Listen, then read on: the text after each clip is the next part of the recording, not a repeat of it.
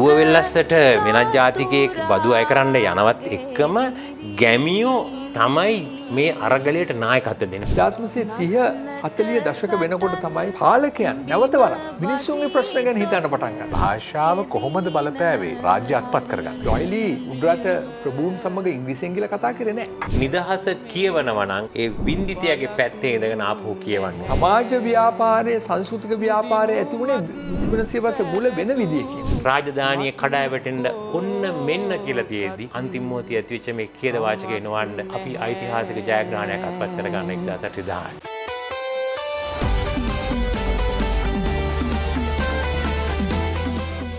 මොනකරුමයද තව හැරුණු බවක් නැහැ පැන පැන බියව මුළු වැදුමෙන් පලක් නැහැ දිනුමත් පැරදු මත් කෝකත් කමක් නැහැ එනු ඉදිරියට නැත හොත් නිද හසක් නැහැ. අයිබෝන් ලංකාවේ පුරාණ රාජධානී ඉතිහාසයේ ඉඳලා වර්තමානයේ දක්වා ඉරක් ඇන්දොත් අපි කවද්ද නිදහසේ ජීවත් වුණේ? අපිට නිදහසේ ජීවත් වෙන්න එහෙම කාලයක් ඉඩක් ලැබුණද? ඒ නිදහසට අභියෝග එල්ල වෙච්ච මොහොතවල් අපි පාලනය කළේ කොහොමද? ඒ වගේම නිදහසේ තීරණාත්මක සන්ධිස්ථාන මොනවද? එහෙම හොයාගෙන එනකොට අපිට කියවන්නට ලැබෙනවා අතීත දේශ ගවේෂකයන්ගේ සිට වර්තමානයේ දක්වා විවිධ ආකාරයේ උවදුරු ආක්‍රමණ වලට අපට ලක්වන්න සිදු වුණා.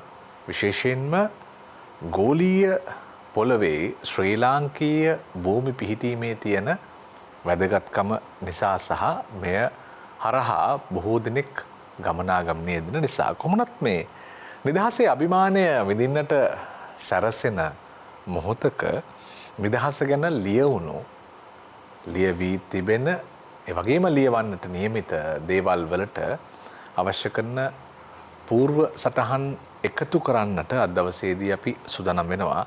නිදහසේ නිදහස සොයාගෙන යන්නට ලිවිසැරි ප්‍රේමය වැඩසටහනේදී අපි ඒ සඳහා හරියුම් කලා කැලණි විශ්වවිද්‍යාලයේ ජනසන්නිවේදන අධ්‍යනාංශයේ සම්මානිත මහාචාර්ය රෝහණ ලක්ෂ්මන් විදාස ගුරුතුමන්ට ආයිබෝන්ට ඒ වගේම කොළඹ විශ්වවිද්‍යාලයේ සිංහල අධ්‍යනාංශයේ අංශාධිපති මහාචාර්ය සඳගෝමි කෝපරහිවා මැතිතුමන්ටත් ආරාධනා කරා. ඔබතුමන්ටත් ආයිබෝන් වචන. මම කැමති මහාචාර්ය රෝහණ ලක්ෂ්මන් පේදාස මැතිතුමන්ගෙන් මේ සාකච්ඡාව ආරම්භ කරන්නට. ඇත්තටම දැන් අනුරාධපුරයෙන් ඉඳලා මෙහාට ඉරක් ඇන්දාම අපිට වැඩිපුරම නිදහසේ ඉන්න ලැබුණු කාලේ අනුරාධපුරය කියලා කෙනෙකුට කියන්නට පුළුවන්. හැබැයි ඒ නිදහසෙන් පස්සේ අපි මේ නිදහසට අර්ථ ගැන්වෙන මාතෘකාව කතා කරනකොට මේ අපිට තිබුණු උවදුරු සහ ඇයි අපිට එහෙම නිදහසක් විටින් විට නැති වෙන්නට හේතුණු කාරණා මොනවද කියලා ඇයි එහෙම උනේ කියන කාරණාව එක්කම අපිට පටන් ගන්න පුළුවන් නම් වටිනවා. ඔව් මම හිතන්නේ ඔබ තාම නිවැරදිව කිව්වා අපේ රාජවංශය අධ්‍යයනය කළාම අනුරාධපුර යුගයේ මුල් යුගය අපිට යම් ආකාරයක නිදහසේ තමන්ගේ ජීවන වටපිටාව සේවා කටයුතු පවත්වාගෙනමින් තමන්ගේම පාලන තන්ත්‍රයක් ගොඩනගා ගන්න පුළුවන්කම ලැබෙනවා. නමුත් ඊට පස්සේ ක්‍රමයෙන් අනුරාධපුර යුගයේදීම අපිට විදේශ ආක්‍රමණ වලට අපි ගොදුරු වෙනවා. නමුත් අපිට ඒ ආක්‍රමණ වලදී මුහුණ දෙන්නට පුළුවන් වන ආත්ම විශ්වාසයක්, ආත්ම ධෛර්යයක්, ජනතා සංවිධානයක් අපිට ගොඩනගා ගන්න පුළුවන් වෙනවා. කෙසේ නමුත් අපි අනුරාධපුරයෙන් පොළොන්නරුවෙන් මෙහෙම පල්ලෙහාට අපි කෝට්ටේ දක්වා යනවා. ඊපස්සේ මහනුවර දක්වා එනවා. අපි 19 වෙනි 18 වෙනි වර්ෂයේ අගභාගය දක්වා මේ ගමන් මාර්ගේ ගමන් කරනවා. හැබැයි 2016 වෙනි වර්ෂයේදී විතර අපට පේනවා පළවෙනි වතාවට යුරෝපීය ආක්‍රමණිකයින් මේ ස්වදේශ කලාපීය ආක්‍රමණිකයන්ට අමතරව යුරෝපීය ආක්‍රමණයකින් ධනවාදයේ වර්ධනය වෙනවා, කාර්මීකරණයේ වර්ධනය වෙනවා, තාක්ෂණයේ වර්ධනය වෙනවා, ප්‍රාථමික යාත්‍රා නිර්මාණය කරගන්නවා, අවියාවුධ නිර්මාණය කරගන්න මේ මිනිස්සු මූදු කොල්ලකාරෝ විදිහට තමත් අය දේශ ගවේෂකයෝ කියලා සමහර ඉතිහාසඥයෝ කියනවා. කොහොම නමුත් මේ යාත්‍රා දිගේ ගමන් කරන මේ අය අපිට 1505 දී අපිට පෘතුගීසි ආක්‍රමණය එතන පෘතුගීසීන් ඇතුල් වෙනවා ලංකාවට. මේ සමගම අපේ රට පළවෙනි වතාවට යුරෝපීය ජාතීන්ට ග්‍රහණය වන ආකාරය අපිට පේන්න පටන් ගන්නවා. අපේ නිදහස පිළිබඳ ප්‍රබල කතිකාවක් ආරම්භ වෙන්න පටන් ගන්නවා. මේත් එක්ක ඉතිහාසඥයෝ නූතන ඉතිහාසඥයෝ පළවෙනි වතාවට යුරෝපීය ආක්‍රමණයක සංස්කෘතික ආක්‍රමණ, දේශපාලන ආක්‍රමණ, ආර්ථික ආක්‍රමණ අපේ රටට හඳුන්වා දෙන ආකාරය, බලපෑම් කරන ආකාරය අපිට පේන්න පටන් ගන්නවා. අපි මේ පෘතුගීසීන් ලංකාවට ආපු මුල් අවස්ථාවේ සමාජ ඔබිතම නිවැරදිව කිව්වා අපි සමාජය හරිම සාමකාමී, සහජීවනකාමී, සතුරට උනත් අනුකම්පා කරන, ඒ දිහා අනුකම්පාවෙන් බලන සමාජයක්. ඉස්සෙල්ලාම ලංකාවට ආවයි කියන පෘතුගීසි කණ්ඩායම් කෝට්ටේ රාජධානියට ආපුහාම අපිට පොඩි ගෙරි හන් කඩක් එලා ගන්න අපිට දෙන්නයි කියලා කියනවා. රජ්ජුරුව මේකට එකඟ වෙනවා. රජ්ජුරුව රටම දැන් නිර්මාණය කරනවා.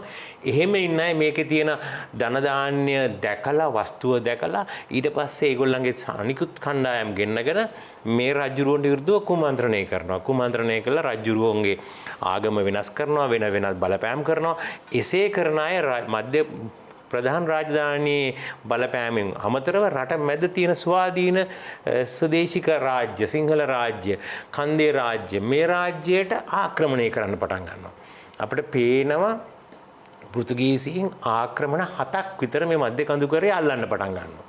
පෘතුගීසීන් එළවලා ඊට පස්සේ එනවා ලන්දේසීන්. පෘතුගීසීන් මේ රටේ පළවෙනි වතාවට තිබුණු දේශීය ආරාමික අධ්‍යාපනය. මේක පිරිවෙන් අධ්‍යාපනය ක්‍රමය කියලා මම කියන්නේ නැහැ. මේක ආරාමික අධ්‍යාපනය. මේ ආරාමික අධ්‍යාපනය තුල ගණිත, මිනිත, තාක්ෂණය, වාරි මාර්ග හැම එකක්ම කෘෂි කර්මාන්තයේ තිබුණා. ආරාමික අධ්‍යාපනයේ භික්ෂූන් මේ ගිහියන් හිටියා, පිරිමි අය හිටියා, තවත් භික්ෂුන් වහන්සේලා, භික්ෂුණීන් හිටපු තැන්වල, කාන්තාවෝ හිටපු තැන්වල ඒ අධ්‍යාපනයක් ලබා දුන්නා. අපේ රටේ තමයි හොඳ යහපත් නිෂ්පාදනය හා සේවා කටයුතු පිළිබඳ සමබර ජීවන ක්‍රමයක් අඩු වැඩි වශයෙන් තිබුණා රාජාණු ක්‍රමය සමග. පළවෙනි වතාවට පෘතුගීසීන් අපේ රටේ අධ්‍යාපනය වෙනස් කරනවා. අපේ පරිපාලනය වෙනස් කරනවා. අපේ නිෂ්පාදන ක්‍රියාවලිය වෙනස් කරනවා. පෘතුගීසීන්ගෙන් පස්සේ ලන්දේසීන් එනවා.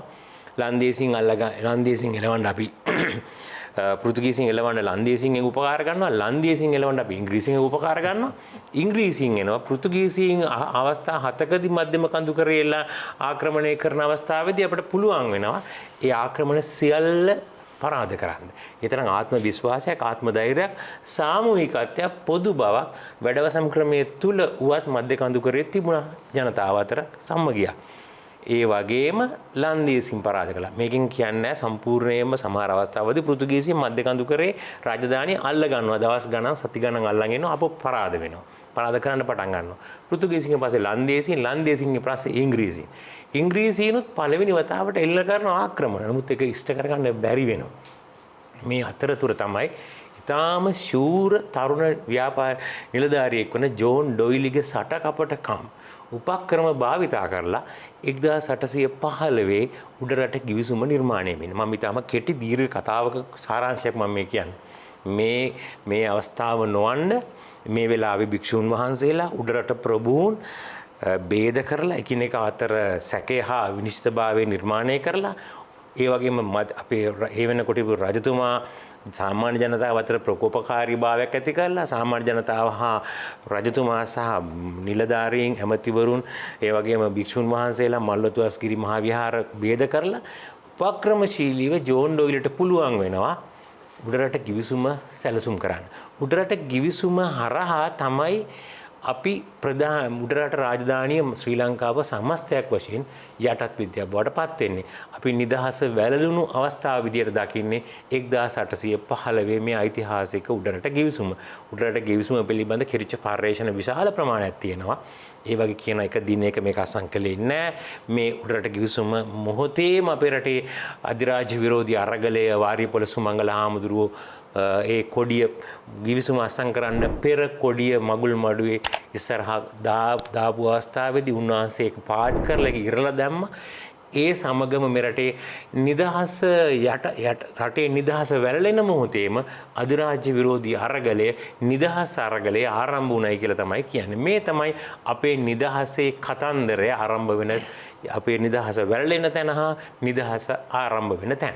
ඔව් දැන් අත්‍තරම මහාචාර්යතුමන් මේ ඊටාම ක්ෂණික ඇවිදීමකින් මුළු ඉතිහාසයේ පුරාම අනුරාධපුර යුගයේ ඉඳලා නිර්දිත දිගට විතැන්වීම ඊට පස්සේ අපි 1505 පෘතුගීසි ආක්‍රමණ වලට ලක්වීම 603 ලන්දේසි ආක්‍රමණයට ලක්වීම සහ ඊට පස්සේ ඉංග්‍රීසි ජාතිකයන් මහනුවරට යන තැන. දැන් මේ මහනුවර සන්ධිස්ථානයක් කරගනිමින් මහනුවර කේන්ද්‍රයක් කරගනිමින් සාකච්ඡාවට අපි පිවිසුනොත් මහාචාර්යතුමනි වාරියපොළ සුමංගල නායක හාමුදුරුවෝ මේ ඔසවන්න උත්සාහ කරන්නේ නිදහස.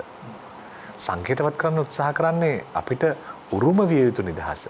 ඉතින් එතනින් මේ ආපු ගමන් මඟ විශේෂයෙන් මම හිතනවා මේ නිදහස පිළිබඳව මූලික සංකල්පීය අදහස මිනිස්සුන්ගේ මනසට ජනිත වෙන්න අවශ්‍ය කරන පළවෙනි වෙඩිමුරය තිබ්බේ වාරියපොළ සුමංගල හාමුදුරුවෝ කියලා. අපි එතනින් මෙහාට එමු. මම කැමති අර අපේ මහාචාර්ය රෝහණ ලක්ෂ්මන් මහතාගේ අර එක කාණ ජෝන් ඩොයිලි ගැන කියපු තැනට තව පොඩි කරුණක් එකතු කළා. මොකද හේතුව දැන් ඒ මහනුවර රාජධානිය වැටෙන්නේ යුද්ධ බලයක් නිසා නෙවෙයි. එහෙමනම් ඊට වඩා යුද්ධ බලයක් තිබුණා පෘතුගීසීන්ට. යුද්ධයට හපන්නු. ඒගොල්ලන්ට කරන්න බැරි වුණා. එතකොට එහෙනම් ඉංග්‍රීසීන්ට කොහමද උඩරට රාජධානිය ගත්තේ? ඉතින් පැහැදිලි එතන තිබුණේ මේ යුද්ධයක් කරලා ගත්තු මේ රාජධානියක් නෙවෙයි. ඉංග්‍රීසීන් යටත් කරා කියන්නේ යුද්ධ තිබුණා නැතුව නෙවෙයි. යුද්ධ තිබුණා. ඒ කියන්නේ සමහර ඉංග්‍රීසීන්ගේ වාර්තා කියවනකොට තේරෙනවා එකක් ඒ තිබුණු සමහර ඉංග්‍රීසි ජාතිකයන් අර වහින මහ වැස්සට පවා බය වෙනවා. එහෙම වැසීම එංගලන්තේ නෑනේ. ඉතින් ඒ වැස්සට බය. ඒතර ඔහොම වෙලා කොහමද මේ උඩ බ්‍රිතාන්‍යයන්ට මේ උඩරට යටත් කර ගැනීම කියන කාරණේ මූලික වශයෙන් ඩොයිලි තමයි. එතම මේ ඩොයිලිට ඒක කරන්න පුළුවන් වුණේ ඔහු කේම්බ්‍රිජ් විශ්වවිද්‍යාලේ ඉගෙනගෙන ආපු තරුණ නිලධාරියෙක් සිවිල්. මොකද එතුමාගේ තිබුණු ඒ භාෂා දැනුම. ඔය ඩොයිලි ඉංග්‍රීසියෙන් කතා කරේ නෑනේ නිලධාරිය මේ උඩරට ප්‍රභූන් සමග ඉංග්‍රීසියෙන් කියලා කතා කරේ නෑ. යහල්ල පොළ ඇතුළු ඒ සීලුම ඈත් එක කතා කරේ සිංහලෙන්. සිංහල ඉගෙනගෙන බොහොම මේ චතුරව එක කරා. කොරතර හාමුදුරන්ගේ ඉගෙනගෙන ඒ නිසා මම හිතන්නේ ඒක අපි කවුරු හිතනවා නම් මේ බ්‍රිතාන්‍යයන් තිබුණු නාවික බලයක් තිබුණා බ්‍රිතාන්‍යයේ. ඒක හරි. නාවික බලය වැඩක් නැහැ උඩරට රාජධානිය ගන්න. ඒතකොට ඒක පැහැදිලිවම උනේ ඩොයිලි සතුව තිබුණු ඒ තීක්ෂණ මේ ඇත්තම කියනවා අද කියන විදිහට නම් ඒක බුද්ධි මෙහෙයුමක්. බුද්ධි අංශයක් වගේ තමයි වැඩ කරේ. ඒ නිසා තමයි ගත්තේ. ඒතර අර ඔබ අහපු ප්‍රශ්නය වාරියපොළ හිමිපාණන්ට ගෙන් ආරම්භ වුණා නම් ඒ අරගලේ එතන උනේ පැහැදිලිවම මොකද ඊට කලිනුත් මම හිතන්නේ උඩරටට වෙන බලපෑම් තිබුණේ ඉතාම අඩුවෙන්. කියන්නේ යම් ප්‍රමාණයකට බ්‍රිතාන්‍යයන්ට පෙර ඉංග්‍රීසියෙන් මේ පෘතුගීසි හෝ ලන්දේසි බලපෑමක් උඩරටට තිබුණේ නැහැ නේ. මේක එක්තරා විදියක ප්‍රතිරෝධයක් ඒ දැක්ුවේ. පැහැදිලි ප්‍රතිරෝධයක්. ඒ ප්‍රතිරෝධය තමයි පස්සේ කාලේ වජර වෙන විදියකට අපිට ආවේ. ඒක එක පැත්තකින් සමාජීය ව්‍යාපාරය ඇති වුණා, සංස්කෘතික ව්‍යාපාරය ඇති වුණා, දේශපාලන ව්‍යාපාරය ඇති වුණා. මම හිතන්නේ ඉතා පැහැදිලිව පේනවා මේ වාරියපොළ හිමියන්ගේ ඒ ක්‍රියාකලාපයක ඒ කියන්නේ විවිධ මත තියෙනවා. ඉතින් මේ සිද්ධි ගැන විවිධ මත තියෙනවා. නමුත් යම්කිසි විදියක ප්‍රතිරෝධයක් තිබුණු බව පැහැදිලි. ඒක මේ එක පාටම 815 සීලුම එකතු වෙලා මේක අත්සන් කරලා මේ බාර දුන්න නෙවෙයි. ඒක ඉතා පැහැදිලිව තිබුණා. ඒව ගැන මම හිතන්නේ තවත් අපිට සාක්ෂි ඇති විවිධ තැන්වල ඒව එකතු කරගන්න පුළුවන් නම් මේ අපිටම ඉදිරි කාලේ මේ නිදහස පිළිබඳ අවුරුදු 75ක් ලබන අවුරුදු වෙනකොට වෙනවා. එතකොට මේ කාලෙ වෙනකොට මේ නිදහස් අරගලය පිළිබඳව ආපු මේ ප්‍රතිරෝධය කොහොමද ආවේ කියන එක. ඇත මේක නිදහස පිළිබඳ දේශපාලන නිදහස නැතිවීම පිළිබඳ කාරණයකට වඩා මම නම් හිතන්නේ ඒක දකින්න එක්තරා විදියක ප්‍රතිරෝධයක් තමයි මේ දැක්ුවේ උඩරට ජනයා. මම හිතන්නේ මේ ඇති වෙන තත්වය ගැන ඒගොල්ලන් තිබුණ විශේෂම තමන්ගේ භවභෝග සම්පත් සම්බන්ධයෙන් තමන්ගේ ඒ සමාජීය සැකස්ම සම්බන්ධයෙන් බුදුදහම සම්බන්ධයෙන් ඒ පිළිබඳ විවිධ තිබුණ අපේක්ෂා. ඒ අපේක්ෂා වැටෙනකොට අද වුණත් තියෙනවනේ මොනවා හරිද අද වුණත් කවුරු හරි වෙන රටකින් ඇවිල්ලා මොනවා හරි පොඩි දෙයක් කරාම දන්න ඇති වෙන තත්ත්ව කැළමෙනවනේ. ඒ කැළමීම තමයි තිබුණේ. ඒක අලුත් දෙයක් නෙවෙයි. අද වුණත් ඇවිල්ලා වෙන රටකින් මම රටවල නම් කියන්නේ නැහැ මෙතන. නමුත් එහෙම ඇති වෙනවා. ඒක ජනයාගේ ඇති වෙන ස්වාභාවික දෙයක්. ඒක අපි අද ඒක නිර්වචනය කරන්නේ පළමු නිදහස් අරගලයේ වාරිපොළ හාමුදුරුවෝද කියන එක වෙනමවද. මම හිතන්නේ මේ ප්‍රතිරෝධය තමයි විශේෂයෙන්ම ඇති උනේ. ඒක අපිට වෙනත් පෘතුගීසියන් එක්ක ලන්දේසියන් එක්ක එවැනි තත්වයක් අපි දැක්කේ නැහැ. නමුත් ඒක අපි මුල්වට දකින්නේ ඔය උඩරට වාරිපොලිමියන්ගේ කටයුත්තද. ඔව් දැන් වාරිපොළ හාමුදුරුවෝ දැන් ඒ කාලේ 1815 වෙනකොට මහාචාර්යතුමනි දැන් සදගෝමි මහාචාර්යතුමා මතු කරන අදහසින්ම අපි ඉස්සරහට ආවොත් දැන් ගෞරවනීය මහා සංඝරත්නයට තිබුණු පිළිගැනීම, උත්තම පිළිගැනීම.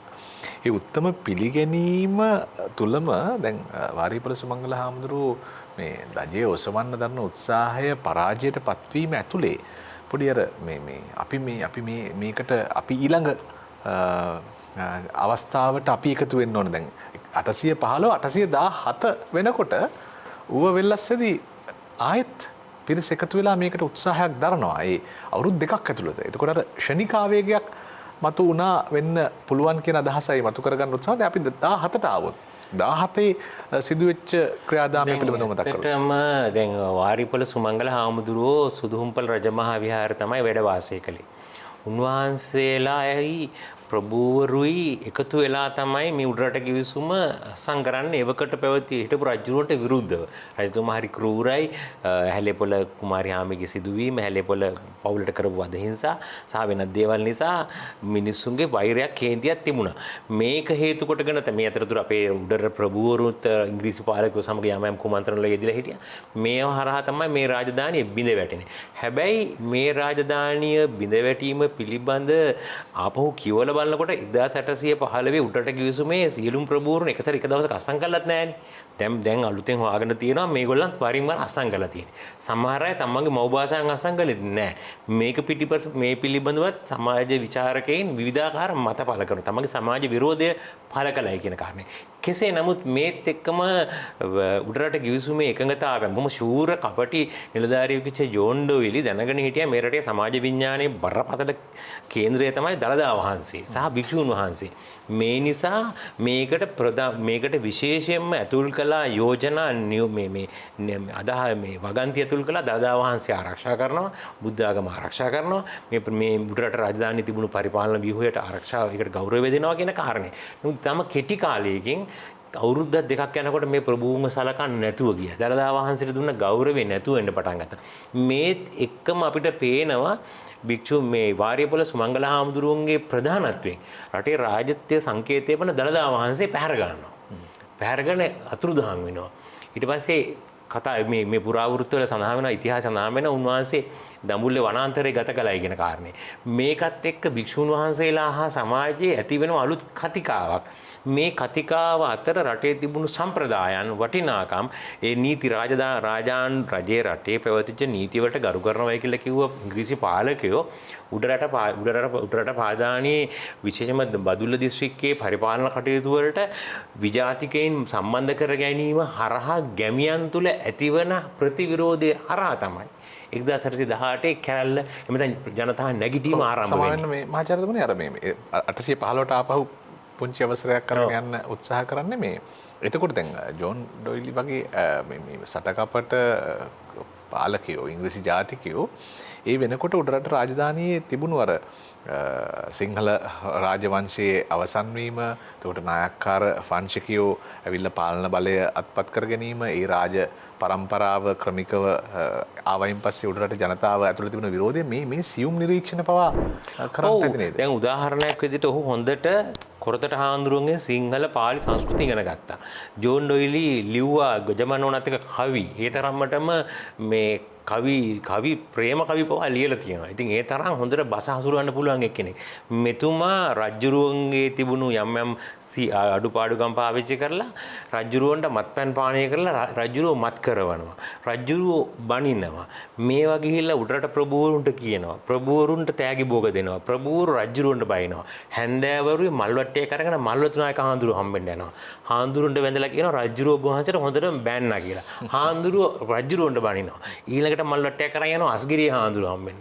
උන්වහන්සේලාත් මේ කේලම කියනවා. උන්වහන්සේත් හැඟීම්වරව වෙනවා. ඒ කේලම් මේ ප්‍රභූරුන්ට කියනවා. ඊටාම කෙටි කාලයක් තුළ රාජධානිය වියවුල් බවට පත් වෙනවා. උඩරට ගිවිසුම සකස් කිරීමට අවශ්‍ය වෙන සමාජ මනෝභාවය නිර්මාණය කරන්නේ මෙහෙම. 1815ට පෙර ඉංග්‍රීසීනුත් උඩරට ආක්‍රමණය කරනවා. ආක්‍රමණය කරලා ඉංග්‍රීසින් ලේඛනවල තියෙනවා උඩරට ආක්‍රමණය කරන්න බෑ. ඒ තරම් මිනිස්සු හරි ජාතිකවාදී රටට ආදරේ දේශප්‍රේමී කොහොමද ගල් පෙරළුවේ කොහොමද උගුල් ඇටෙව්වේ කොහොමද විස සහිත සත්තු ගංග මාර්ගවල බැන්දේ උඩරට රාජධානියට කිසිම මිනිහෙකුට එන්න පුළුවන්කම තිබුණේ නැහැ. පුංචි අඩිපාරවල් තමයි තිබුණේ. එකපාරේ තමයි එන්න ඕනේ. අනිවාර්යයෙන්ම ගහලා මරන්න පුළුවන්. විනාශ කරන්න පුළුවන්. සතුරු ආක්‍රමණයකට ගැළපෙන විදිහේ ගරිල්ලා සටනකට උචිත වන වටපිටාවක් ඒ රාජධානියේ තිබුණා. ඉතින් මම හිතන්නේ උඩරට රාජධානිය ආරක්ෂා කර ගැනීම උපක්‍රමශීලීව ජයග්‍රහණය කිරීම අතිශය අර ඔබ කිව්වා වගේ බුද්ධි මෙහෙයුමක් තමයි. සයිකොලොජිකල් ඔපරේෂන් එකක්. බොහොම උපක්‍රමශීලීව පියවරෙන් පියවර ප්‍රභූරු භික්ෂුන් වහන්සේලා සාමාන්‍ය ජනතාව මේ තුන් කට්ටිය විතැන් කරාට පස්සේ හරිම ලේසි මේ වැඩේ කරන්න. හැබැයි මේ කාරණාව අසාර්ථක වෙනවා. මොකද ඒ රාජධානී ඉංග්‍රීසි පාලකයෝ ඒ ආකාරයෙන් ඉෂ්ට කරන්න බලනවා. 1817 18 වෙනකොට මේ තත්ත්වය මෝරනවා.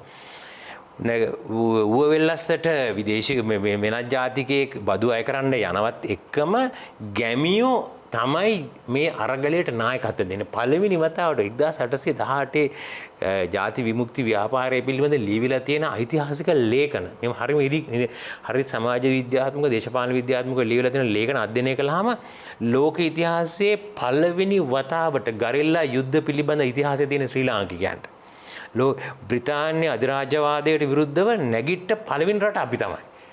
ප්‍රංශ අධිරාජ්‍යවාදය තිබුණ මේ කාලේ, ස්පාඤ්ඤ අධිරාජ්‍යවාදය තිබුණ මේ කාලේ, බ්‍රිතාන්‍ය අධිරාජ්‍යවාදය තිබුණ මේ කාලේ.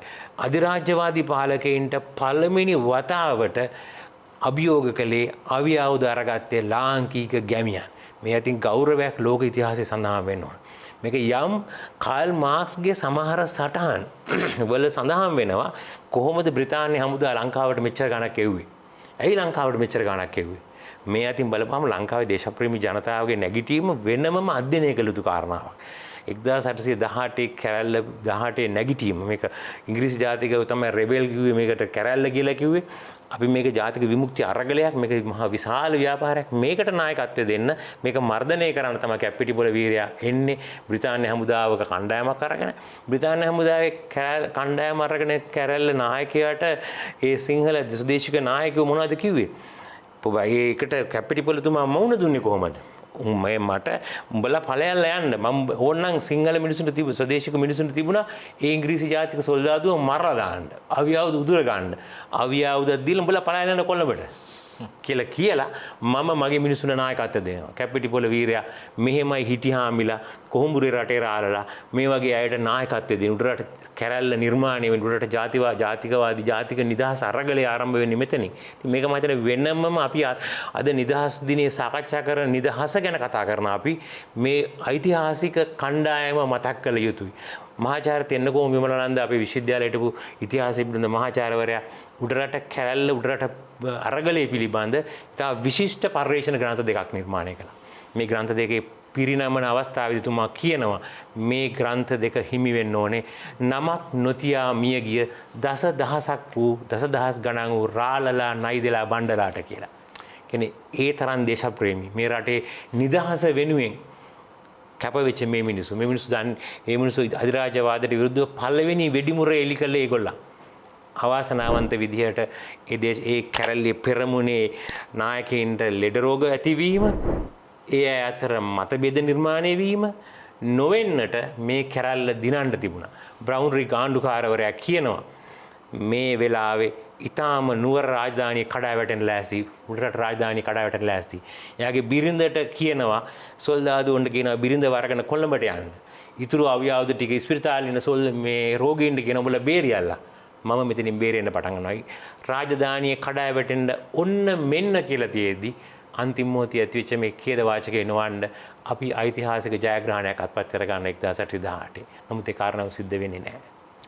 ඔව් ඇත්තටම 1818 දී මොනරවිල හෙවත් වීර කැප්පිටිපොළ නිලමේ ප්‍රමුඛ මේ බලෑනිය නිර්මාණය කරපු අරගලය ජාතික අරගලය බොහොම අවාසනාවන්ත විදියට නිමා වෙනවා. ආයෙත් 48ට එනවා සංවිධානගත වීම. අපිට පුංචි අවසරයක් දෙන්න විරාමයකට යන්න. විරාමයකට ගිහින් ඇවිත් අපි කතා කරන්න බලාපොරොත්තු වෙනවා නිදහස පිළිබඳව. අපි ආයෙත් තිවුරු දිනත් පුතුණුවන්ට ආරාධනා කරනවා කවි ගායනයකට. ඒ කවි ගායනයත් අහලම අපිට පුළුවන් විරාමයකට යන්න. තමන් ලැබූ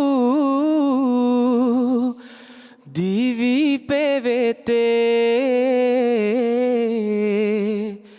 කොටසක් රට සමය වෙත්තේ පුද නොකලොත් නුඹෙන් පුතේ මෙලොවට කිසි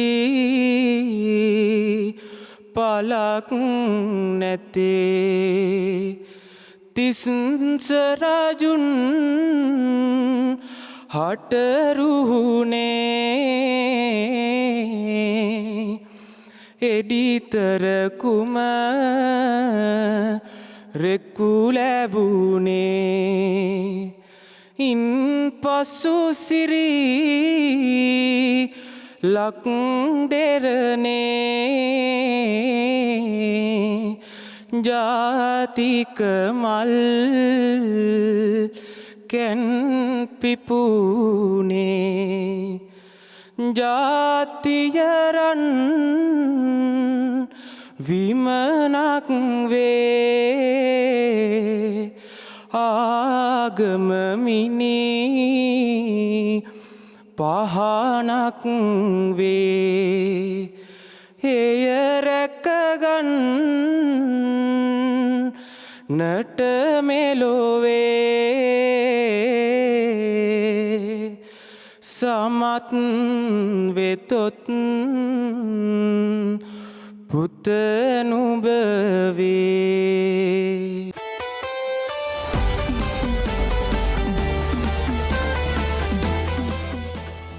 වැදවැඩි පහර එකිනෙකයින් නැගෙන ගිනි මැද ඇද වැටෙන බිහිසුණු මල කඳන් පෙනී ඇද නොව සිටිනු හැකිනම් එහි වුවත් තනී නිදහස් සිරිය දුවැවිත් නොබ වැළඳ ගනී මෙරමා අයත් පැවතුම් ඇති අයට කැත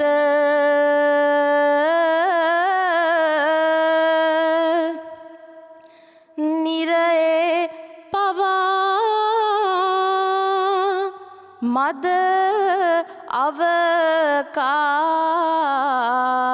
අවකාශයක් නැත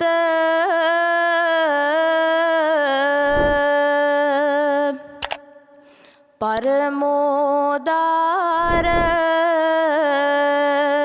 නිදහස ගැන ඇතොත් හිත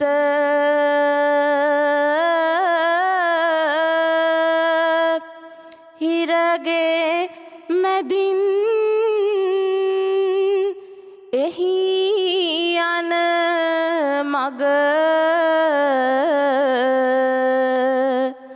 වැටි ඇත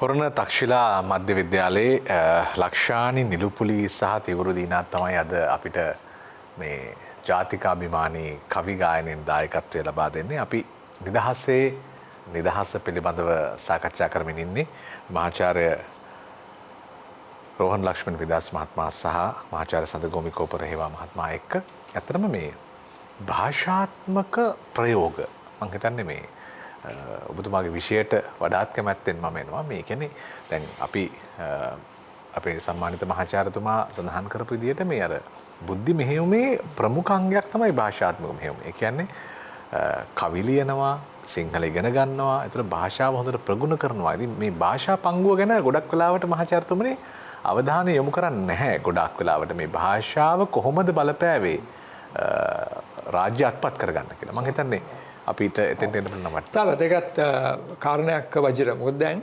ඩොයිලි ගැන අපි සඳහන් කරන්නේ දැන් ඩොයිලිගේ ඒ බුද්ධි මෙහෙයුම අද කියනවා අපි කියන ඉන්ටෙලිජන්ස් කියන කාරණා. ඒක තමයි අද විදිහේ තියෙනවා නේද? ඒතකොට ඩොයිලි මේ භාෂාව ඉගෙනගෙන කරපු ඒ වැඩේ තමයි නිසා තමයි අපිට මේ උඩරට රාජධානිය බ්‍රිතාන්‍යයට ගන්න පුළුවන් වුණේ. ඊට පස්සේ 815 දැන් ඩොයිලිගේ තිබිච්ච සිංහල දැනුමට හරියන වෙන කිසිම සිවිල් නිලධාරියෙක් ඊට පස්සේ ආවේ නැහැ. 815 පස්සේ දැන් මේගොල්ලෝ අපි කියන බ්‍රිතාන්‍ය සිවිල් නිලධාරීන්නේ. ඒතර බ්‍රිතාන්‍ය සිවිල් නිලධාරීන් එව්වේ තාම ඉහළ ඒ රටේ හොඳ විශ්වවිද්‍යාල ඉගෙනගෙන හොඳ නිලධාරීන් තමයි ආවේ තරුණ නිලධාරීන්. ඒගොල්ලෝ හිතුවා දැන් මේ රටේ දැන් ප්‍රශ්න තියෙන්නේ මේ රට පාලනය කරන්න ඕන නම් පළවෙනි කාරණේ මේ රටේ මිනිස්සුන්ගේ සිතුම් පැතුම් දැනගන්න ඕන. මේ මිනිස්සු කොහොමද මිනිස්සුන්ගේ අදහස් උදහස් දැනගන්න ඕන. දැන් කොහොමද දැනගන්නේ? දැනගන්න ක්‍රමයක් තියෙනවා. මේ මිනිස්සුගේ භාෂාව දැනගන්න ඕන. ඊට පස්සේ 815 ඉඳලා 800 තව අවුරුදු 30ක් විතර යනකම් ආපු ප්‍රශ්නේ තමයි මේ අයගේ භාෂාව ගැන දැනගන්න නිලධාරීන් නැති උනේ නැහැ. ඒ නිසා තමයි 830 ගණන් වල කෝල්බ්‍රූක්ට අවශ්‍ය වුණා. කෝල්බ්‍රූක් කැමරන් වාර්තාව ගේන්නේ මේ රටේ ඉංග්‍රීසි අධ්‍යාපනයක් හදලා ඒ අවශ්‍ය කරන නිලධාරීන් ටික අපිට හදාගන්න. දැන් ඉස්සෙල්ලා මේ බ්‍රිතාන්‍ය පාලකයන් හිතුවා පාලකයන්ගේ භාෂාව ඉගෙන ගන්න. පාලකයන්ගේ භාෂාව සිංහලයි මේ පාලකයන්ගේ රටවැසියන්ගේ භාෂාව පාලකයෝ ඉගෙන ගන්න. පාලකයන්ට බැරි වුණා රටවැසියන්ගේ භාෂාව සිංහල හෝ දෙමළ ඉගෙන ගන්න. ඒ නිසා මේ අය කර දේ තමයි ඉංග්‍රීසි උගන්වලා ඒ ඉංග්‍රීසි ඉගෙනගත්තු පිරිසකින් මේක පාලනය කරන්න පුළුවන් කියන එක කල්පනා කරා. ඒ නිසා තමයි 30 ගණන් වෙනකොට ඉතා පැහැදිලි කෝල්බ්‍රූක් වාර්තාවක් ගේන්නේ මේක දැන් මේක පාලනය කරගන්න බෑ.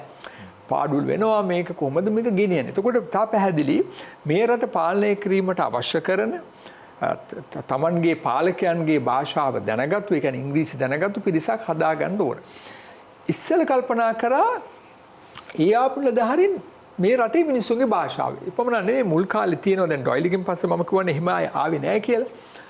මුල් කාලේ ඔය බ්‍රිතාන්‍ය නිලධාරීන්ට ගෙවනවා එක්තරා විදියක දීමනාවක්. ඒකට ඉංග්‍රීසියෙන් කියුවේ පණ්ඩිත් ඇලවන්ස් කියලා. පණ්ඩිත් ඇලවන්ස්. ඒ කියන්නේ ආම්දු කෙනෙක් ගාවට හරි එහෙම නැත්නම් කෙනෙක් ගාවට ගිහිල්ලා සිංහල ඉගෙන ගන්න. මම දන්නේ දෙමළ ඉගෙන ගන්න ඒ කාලේ කිව්වද කියලා. ඒ පණ්ඩිත් ඇලවන්ස් එකට ඒ කාලේ හැටියට ඒ කියන්නේ 1800 ගණන්. ඒ කාලේට පවුම් 5ක් 6ක් ගෙවලා තියෙනවා මාසෙට. ඒව උගාන. හැබැයි මේ නිලධාරීන් සිංහල නෙවෙයි ඉගෙන ගත්තේ පස්සේ සමාන නිලධාරීන් ඉගෙන ගත්තේ සිංහල නෙවෙයි පාලි. රීස් ඩේවිස් ඉගෙන ගත්ත පාලි ගිහිල්ලා පස්සේ මැන්චෙස්ටර් වල පාලි මහාචාර්යවරයෙක් වුණා. රොබර්ට් චාමර්ස් ආණ්ඩුකාරය ඉගෙන ගත්තේ පාලි.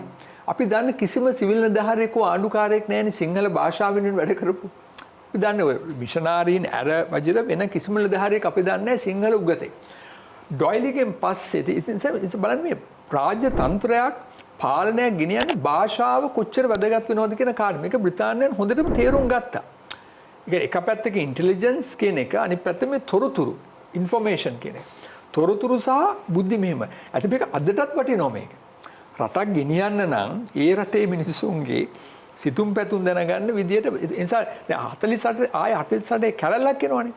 ඒ 48 කැරැල්ල සම්බන්ධයෙන් බ්‍රිතාන්‍යයන් පත් කරනවා වෙනම මේ තොරතුරු ඇයි මේ කැරැල්ල ඇති උනේ? ඇති මේක මගේ ඇත්තම මේ මගේ ආචාර්ය උපාධි නිබන්ධනයේදීත් ඒකේ මුල් කොටසේදී මම ගැන පොඩ්ඩක් කතා කරා. යටත් මිනිස් යුගය ගැන කතා කරද්දී භාෂාව. ඇයි මේ මිනිස්සුන්ගේ දැන් මේ ඉන්න නිලධාරීන් එහෙම නැත්තම් ඇයි මෙහෙම වුනේ? ඇයි මේ වගේ දෙයක් ඇති වුනේ? එතකොට ආපු ඒකට සාක්ෂි දෙන්න ගියපු විශේෂයෙන්ම ඉංග්‍රීසි නිලධාරීන් කිව්ව දේ තමයි මේ මිනිස්සු කියන දේවල් අපිට තේරෙන්නේ නැහැ. අපිට මේ වෙන අය ඇවිල්ලා අපිට වෙනේව කියන්නේ. පාලකයන්ට මිනිස්සුන්ගේව දැනගන්න ඕනේ. මිනිස්සුන්ගේ සැබෑ දේ දැනගන්න නම් මිනිස්සුන්ගේ සිතුම් පැතුම් තියෙන භාෂාවක් කතා කරන්න ඕන පාලකයෝ. පාලකයෝ දන්නේ නැහැ මොකද්ද වෙන්නේ කියලා. ඒ නිසා මේ ඒක තියෙනවා. ඒ කියන්නේ පාලකයන් සහ රටවැසියන් අතරේ ලොකු බාධකයක් ඇති වුණා. ඒ මොකද්ද? භාෂාව දන්නේ නැති නිසා. ඒක 48 කැරැල්ල සම්බන්ධයෙන් පත් කරපු ඒ වාර්තාවල ඉතා පැහැදිලි තියෙනවා. එතෙන්දි තමයි අපි දන්නේ 848 කැරලෙන් පස්සේ එක්තරා ඉංග්‍රීසි භාෂාව ඉගෙනගත්තු ද්විභාෂික ක්‍රිස්තියානි සිංහල උගතෙක් ජේම්ස් ද අල්විස් පඬිතුමා පොතක් කියන්නේ සිද්ධාර්ථ සංගරාව පරිවර්තනය කළා. ඒක පිළිගන්නවන්නේ එකට හිටු මතන ජෝන් ඇන්ඩර්සන් වුණ ආණ්ඩුකාරයා. ආණ්ඩුකාරතුමාට කියනවා අනිවාර්යෙන් මේ ඔයගොල්ලෝ නිදහරින්ට කියන්නේ මේ රටේ මිනිස්සුන්ගේ භාෂාව ඉගෙන ගන්න කියලා. 48. ඒකෙන් තේරෙනවා මේ භාෂාව පිළිබඳව මොකද එතකොට තුන මේ දෙකුළු අතරේ පාලකයන් සහ රටවැසියන් අතර මේ ඇති වෙන බාධකය ජය ගන්න පුළුවන්. මේ මිනිස්සුන් සිතුම් පැතුම් හරියට දැනගන්න පුළුවන් විදිහට ඒ පාලකයන් භාෂාව දැන ගැනීම කියලා. ඊට පස්සේ 850 ගෙන් පස්සේ අපි දන්නවා ඇතම් නිලධාරීන් මිනිස්සු අතරට යනවා. හොඳම උදාහරණ තමයි 20 වසරේ මුල හිටපු ලෙනාඩ් වුල්ෆ්. ලෙනාඩ් වුල්ෆ් යාපනයේ වැඩ කරනවා. කෙටි කලක් මහනුවර ඉන්නවා ඊට පස්සේ අන්තිමට යන හම්බන්තොට. අපි දන්නවනේ දැන් විලේජ් ඉන් ද ජංගල් වගේ පොතක් එහෙම නැත්නම් පස්සේ සිංහලයට ඒක පරිවර්තන වුණා බද්දේගම් වගේ පොතක් ලියවෙන්නේ විලේජ් ඉන් ද ජංගල් ලියන්න බෑනේ මේ මිනිස්සුත් එක්ක ඉංග්‍රීසියෙන් කතා කරපු නිලධාරියෙක් නම් ලෙනාඩ් වුල්ෆ්. ලෙනාඩ් වුල්ෆ් පැහැදිලිවම සිංහල භාෂාව ගැන අවබෝධයක් තිබුණු සහ මේ මිනිස්සුත් එක්ක කතා බහ කරන්න දැනුම් සිතුම් පැතුම් ඒ නිසා මම හිතන්නේ ඉතා පැහැදිලි බ්‍රිතාන්‍යයන් මේ රට ලංකාව විතර නෙවෙයි වෙනත් අධිරාජ්‍ය ගොඩනැගීමේදී ලංකාව වගේ රටක තිබුණු මේ භාෂාව පිළිබඳ ප්‍රශ්නය නිදහස සහ මේ රටේ පාලනය ගෙන යාම සම්බන්ධයෙන්. ඊටම තවත් මම හිතන්නේ ඒකේ පස්සේ කාලෙම නිදහසින් පස්සේ අපිට ඇතිවෙච්ච පළවෙනි ප්‍රශ්නේ භාෂාව පිළිබඳ ප්‍රශ්නය. අද වගේ මේ සෞඛ්‍ය ප්‍රශ්නයක්වත් වසංගතයක්වත් බලශක්ති ප්‍රශ්නයක්වත් ඩෙන්ගු ප්‍රශ්නයක්වත් නෙවෙයිනේ. පරිසර ප්‍රශ්නයක්වත් නෙවෙයි නිදහසින් පස්සේ ආපු පළවෙනි ප්‍රශ්නය 56 වෙනකොට අපි භාෂා ප්‍රශ්නය. මොකද හේතුව ඒ භාෂාව පිළිබඳ මම දන්නේ නිදහස ලබාගෙන අපිට මේ රටේ නිදහස අහිමි වෙන්නේ පාලකයෙක් හිටියා නිලධාරියෙක් හිටියා හොඳට භාෂාව දැනගත්තු කෙනෙක්. ඉතින් මම දන්නේ මේක ඊටාම මේ තොරතුරු සහ බුද්ධි මෙහෙයුම කියන එක අතරේ වැදගත්ම දේ තමයි ඒ පාලකයන් සහ රටවැසියන් අතරේ තියෙන මේ සම්බන්ධය ගොඩනැගීම. ඒ සඳහා මම හිතන්නේ භාෂාව ඉතා වැදගත් කොට සැලකුවා බ්‍රිතාන්‍ය. ඒ නිසා තමයි පසු කාලේ 30 ගණන් වෙනකොට ඒ අයට මේ රටවැසියන්ගේ භාෂාව වැඩක් උනේ නැහැ. අනිවාර්යයෙන්ම දැනගත්තා මේ ඉංග්‍රීසි උගත් පිරිසක් අපිට ඇති කරන්න පුළුවන්. ඒ පිරිස මගින් මේ කාරණේ කරගන්න පුළුවන් කියලා. ඇත්තටම මේ මහාචාර්යතුමන් එහෙම අදහස් මතු කරනකොට මට හිතුනේ එදා ප්‍රශ්නේම තමයි වෙන විදිහකට අද තියෙන්නේ. මොකද පාලකයන් සහ පාලිතයන් අතර අතරමැදි පවුරක් ගොඩනැගීම. අතරමැදි පවුර වර්තමානයේත් ගොඩනැගීම නිසා මම හිතන්නේ සෑහෙන දුරස්ථකමක් නිර්මාණය වෙලා තියෙනවා. දැන් මහාචාර්යතුමන් කියන 1848 අවුරුද්ද ඊට පස්සේ අවුරුදු 100කට පස්සේ 1948. දැන් අවුරුදු 100කට පස්සේ තමයි මේ කාරණා මත. එතකොට ආයෙත් බැලුවම 48ත් කේන්ද්‍රීය සන්ධිස්ථානයක් නිදහසේ ගමන් වගේ නිදහස් සටන. එතකොට ඔවුන් පසුවිපරමක් කරනවා මේ ජයග්‍රහණ. දැන් වීරපුරන් අප්පු ගොංගාලේ ගොඩ බණ්ඩා කුඩාපොළ රාහුල හාමුදුරුවෝ වගේ අයව මර්ධනය කරලා වුන් පාඩුවේ ඉන්නේ නැහැ. ඒ කියන්නේ ජයග්‍රහණය ලැබලා පසුබහලා ඉන්නේ නැහැ. වුන් අධ්‍යයනය කරනවා. එහි පසුකතනයක් කරනවා. ඒ ඔස්සේ තමයි අවබෝධය ලබා ගන්න. මම හිතන්නේ මහාචාර්යතුමනි අපි 48 ඔව් 1818 කැරල්ල කියන්නේ ජාතික විමුක්ති අරගලය විනාශ කරනවා. මේ විනාශ කිරීම පිළිබඳ ලියවිලා තියෙන වේදනාත්මක ලිපි ලේඛන තියෙනවා. කොහොමද මරන්න ඕනේ, කොහොමද වන්දන මේ දේශප්‍රේමී ජනතාව විනාශ කරන්න ඕනේ. සෑම උදෑසනකම නැගිටලා හිරේ බත් අඩංගුවට ගත්ත තරුණ දේශප්‍රේමී නායකයින් අරගෙන තමන්ගේ බිරිඳ ඉස්සරහා ස්වාමියා ඉස්සරහා බිරිඳ දූෂණය කරලා මරලා දාන්න, දරුවෝ දෙමාපිය ඉස්සරහා දරුවෝ දූෂණය කරලා මරලා දාන්න, එල්ලලා තියන්න, ගහලා වද දීලා මරන්න, මේ ආදී වශයෙන් පස්වැදෑරුම් හයවැදෑරුම් කොන්දේසි දාලා තියෙනවා. කොහොමද කරල්ල දේශප්‍රේමී ජනතාව මර්ධනය කරන්නේ? අවසානයේදී ඉංග්‍රීසි ලේඛකයෝම කියනවා ලංකාව විශිෂ්ට පළතුරු අත්තක් වෙච්ච ඌව වෙල්ලස්ස යක්කු නටපු භූමිය බවට පත් වුණා. සියලු දෙනාම පණ බේර ගන්න එක්කෝ ඈතට ගියා, යාපනයේ පැත්තට ගියා, එහෙම නැත්නම් මඩකලුව පැත්තට ගියා. සියලුම දරුවන් වැඩි හැකි තරුණයින් සියල්ල මරා දැමිය යුතුයි. කෙත්වතු විනාශ කළ යුතුයි. හරකබාන විනාශ කළ යුතුයි. සියල්ල මේ ගිනිලාපු අබේ මේ කැලෑ භූමියක් බවට පත් වුණා. කියන්නේ විනාශ කර භූමියක් බවට පත් වුණා කියලා ඉංග්‍රීසි ලේඛකයෝම ලියලා තියෙනවා. මේකෙන් පස්සේ හැබැයි ආයෙත් අපි නැගිටිනවා. 1848 1848 ආයෙත් අපි නැගිටිනවා. ඒක විතර නෙවෙයි 48යි 18යි අතර භික්ෂුන් වහන්සේලා කීප නමක්ම නැවත සේනා සංවිධානය කරන්න කුමන්ත්‍රණය කරන්න ඒක කුමන්ත් කියන ඉංග්‍රීසීන්ට විරුද්ධව සටන් කරන්න කණ්ඩායම් සංවිධානය කරන්න දවුල්ලේ වෙනත් තැන්වල මෙහෙම සේනා සංවිධානය කරන්න උත්සාහ කරනවා. මේ සියලු දෙනාම ඝාතනය කරනවා, විනාශ කරනවා, වද වේදනාවට ලක් කරනවා.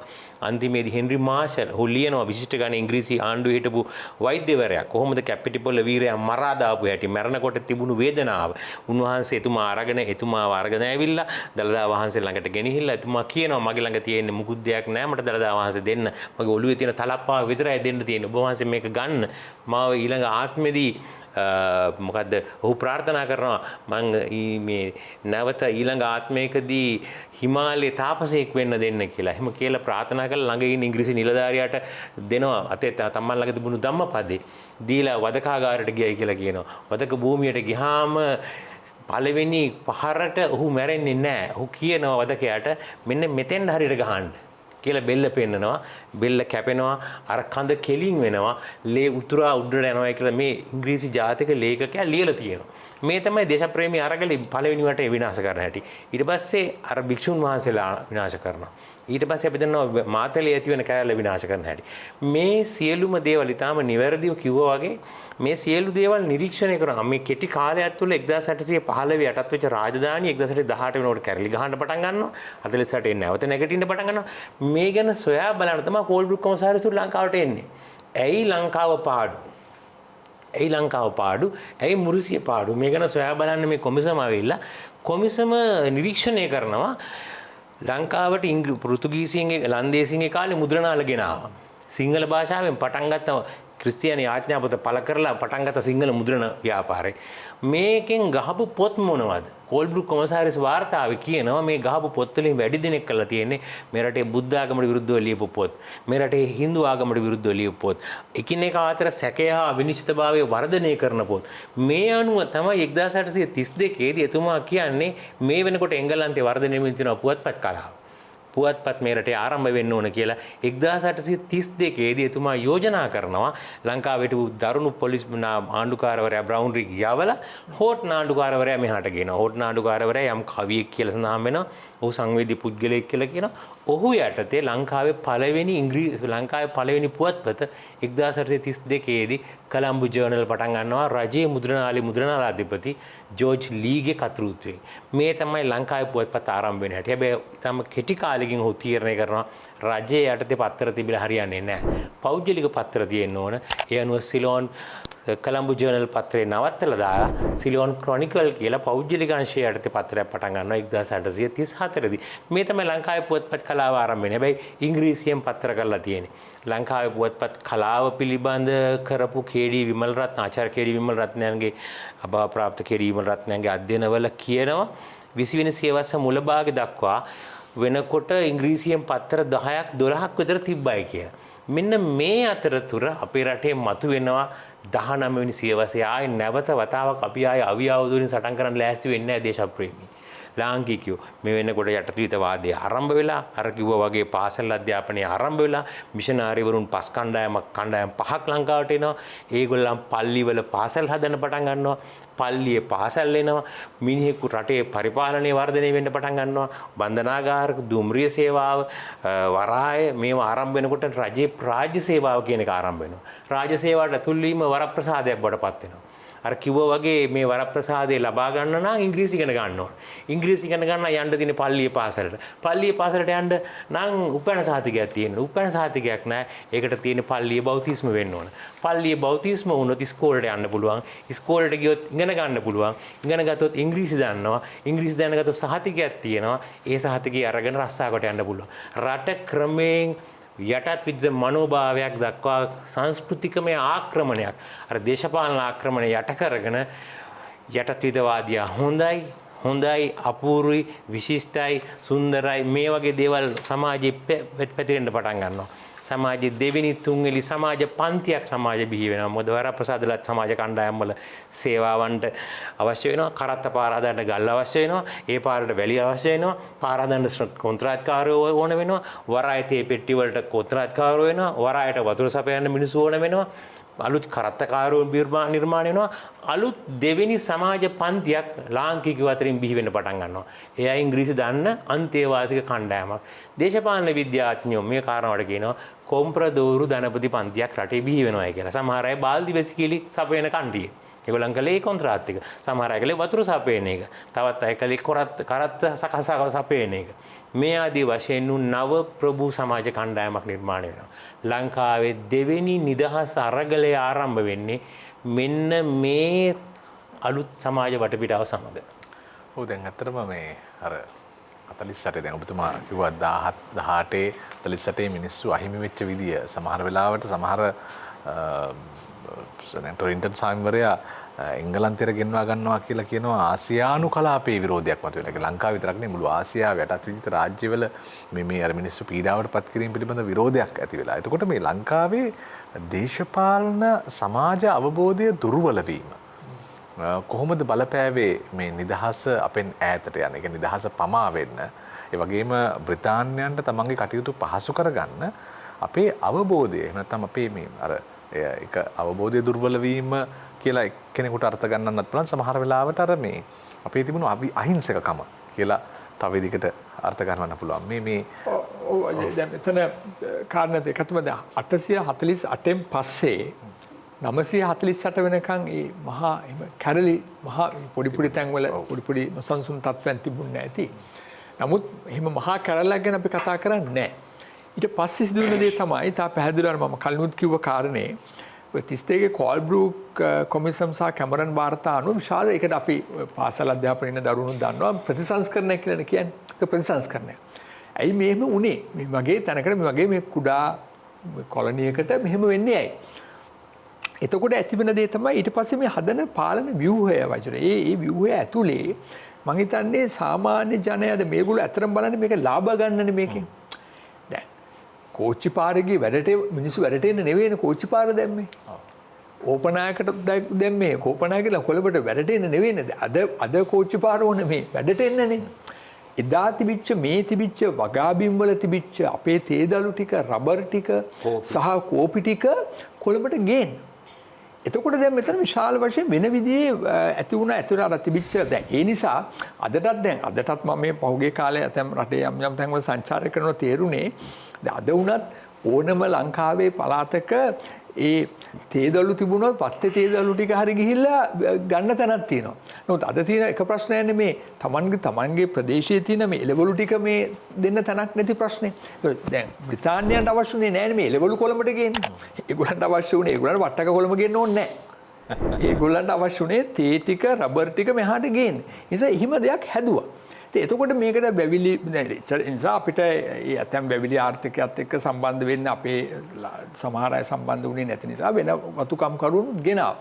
ඒතර ඒ නිසා සාමාන්‍ය විදිහේ ඒ වගාබිම් සමහර දේවල් දැන් හොඳ උදාහරණයක් ඇතැම් පාරවල් දැන් ඔබ දන්නවා උතුරු මැද පළාත යනකොට සමහර පාරවල් තියෙන මේ වැව් මැදින්නේ. පස්සේ බලන දෙපැත්තෙම වැව තියෙනවා මැදින් පාරේ. ඒ නිසා මේ ඇත්තට මේ සමාජයේ ඇති වුණා එක්තරා විදියකින් ඒ පාලනයත් එක්ක එක පැත්තකින් ආගමත් භාෂාවත් ඒ වගේම විශේෂයෙන්ම ඉංග්‍රීසි භාෂාවත් එක්ක වෙනම පාලන තන්ත්‍රයක් ඇති වුණා පාසල් සහ ආයතන අපි කියන අර රාජ්‍ය ක්‍රමය.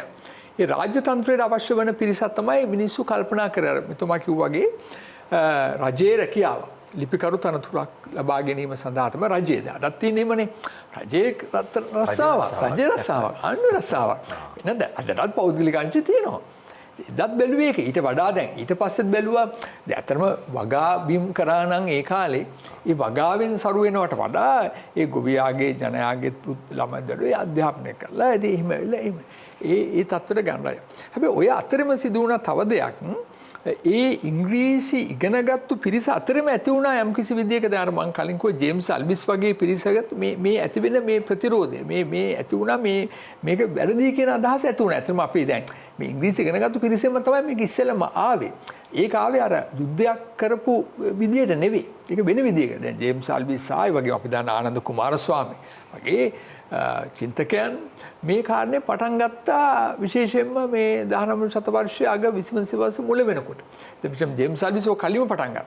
ඒ නිසා පැහැදිලි වෙනවා මේ සමාජ බහපු සාමාන්‍ය මිනිස්සු මේ සමාජයත් එක්ක දේශපාලනය ගැන තිබිච්ච අවබෝධය. ඉතින් ඒක ලංකාවේ නිදහස් ව්‍යාපාරය ඇතුළෙම මතන දේශපාලන ව්‍යාපාරෙම තිබුණේ නැහැ කියලා මම කියන්නේ. දැන් 1919 ලංකා ජාතික සංගමේ පටන් ගන්නකොට ඇත්ත මේ ලංකා ජාතික සංගමේ අවුරුදු 100 ගියා කිසිම මේ සමරීමක් නැතුව ලංකා දේශපාලනය තමයි නිදහස් වෙනුවෙන් වැඩ කරපු ප්‍රධානම සංවිධානය. මේ හිටපු අය ඉංග්‍රීසි කතා කරපු අය මේ අයගේ පැලැන්තිය ඊටම වෙනස්. මේගොල්ලෝ මේ සාමාන්‍ය මිනිස්සුත් එක්ක සම්බන්ධයක් තිබුණේ නැහැ නේ මුල් කාලේ. ඒ නිසා ලංකා ජාතික සංගමයේ වගේ තැනක ගිහලා දේශපාලන ව්‍යාපාරයේම තිබුණේ. ඔය දේශපාලන ප්‍රතිසංස්කරණ ව්‍යාපාරයේම ලොකු සමාජ බලවේගයක් තිබුණේ නැහැ ඉන්දියාවත් එක්ක අපි සසදා බලනකොට. ඒ නිසා ඊට පැහැදිලි ඒ සමාජ ව්‍යාපාරයේ සංස්කෘතික ව්‍යාපාරයේ ඇති වුණේ 20 වසර මුල වෙන විදියකින්. ඒක අපි දකින්නේ හුඟා පස්සේ. ඒව තමයි පස්සේ ඔය අපි කියන සංස්කෘතික ඔය කුමාරතුංග මුනිදාස ඇතුළු ඒ 20 සියවසේ විශේෂයෙන් පිරිවෙන් ආරම්භය. එතකොට තමයි මේ සමාජයට එන්නේ. ඒව හුඟා 30 ගණන් වල එන්නේ. ඔය කියන 1850 ගණන් 60 ගණන් 70 ගණන් වෙනකොට ඔය කියන සමාජ දේශපාලනික ව්‍යාපාරයක් රටේ මිනිස්සු අතර තිබුණේ නැහැ. ඔව්. අතරම මේ අපිට තවත් කවි ගායනයක් එක්ක විරාමයකට යන්න පුළුවන්.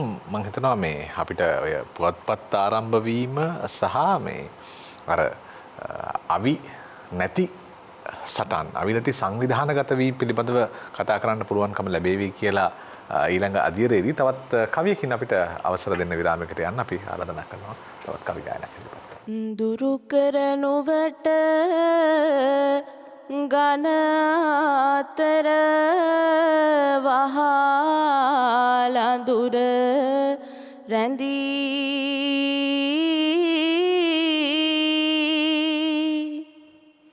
අරුණා ලෝක යක් දැන් පෙර දිගින් විදී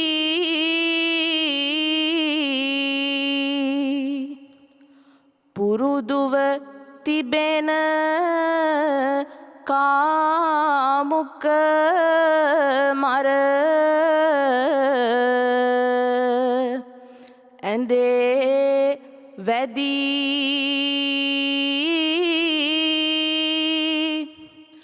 කරුමෙක මහත සිංහලයා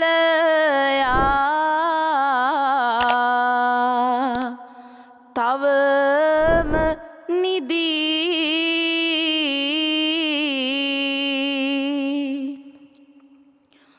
බොරුවෙන් මෙරට රවටා කන කුහක පුරෝ හිනයන් බසට ගසමින් මරු පහර පොරෝ උපතින් ලද සීහල නම් මැති සොහොයුරෝ නගමින් විජය රණ හඬ පෙර මුනට වරෝ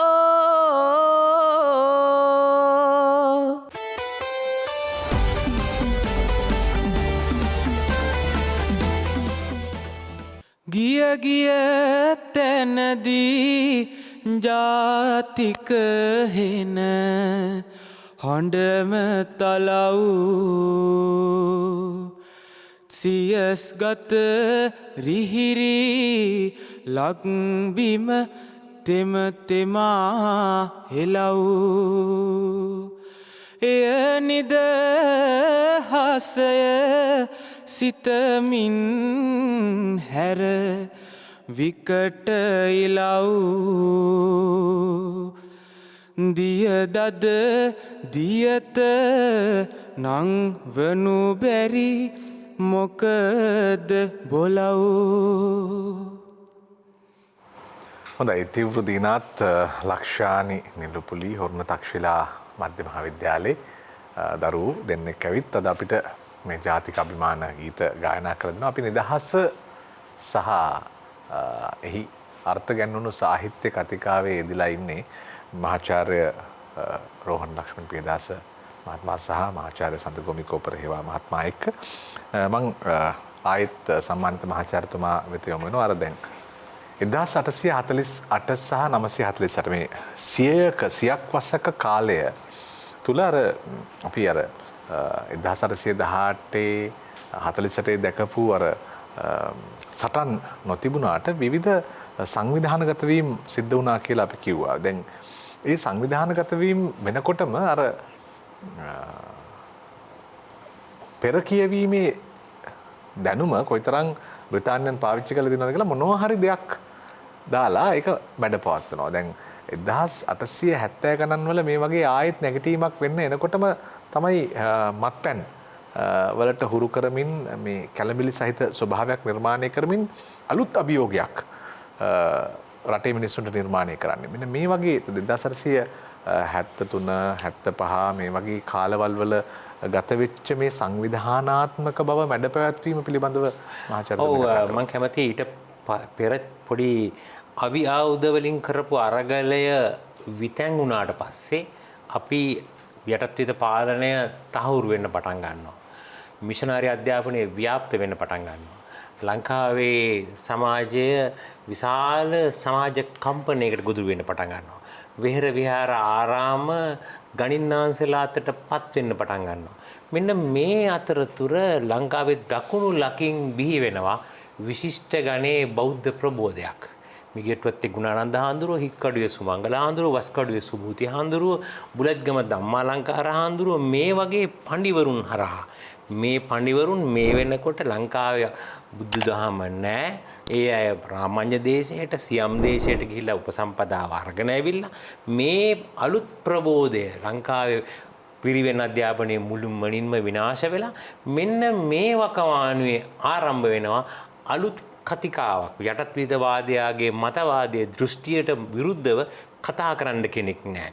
මෙන්න මේ අතරතුර තමයි විශේෂයෙන්ම මිගෙට්ටුවත්තේ ගුණානන්ද හාමුදුරුවන්ගේ ප්‍රධානත්වයෙන් ලංකාවේ ආරම්භ වෙන මහා පංච මහා වාද ආරම්භ වෙන්නේ. බුද්ධිමය ශාස්ත්‍රීයමය වාද විවාද. මේ කටයුත්තට මුල් වෙන්නේ මුල් පුරුක් වෙන්නේ සරණංකල සංඝරාජ හාමුදුරුවෝ. ඔව් වෙලවිට සරණංකර සංඝරාජ හාමුදුරුවන්ගේ ආරම්භය තමයි අපිට මේ විකාශනය වෙන්නේ. මේ අය යටත්විදවාදියාගේ භාෂාවට එරෙහිව, චින්තනයට එරෙහිව, මතවාදයට එරෙහිව, දෘෂ්ටියට එරෙහිව වාද විවාද පවත්වනවා. මේ අයට ඉංග්‍රීසි ජාතිකයන්ට පත්තර තියෙනවා.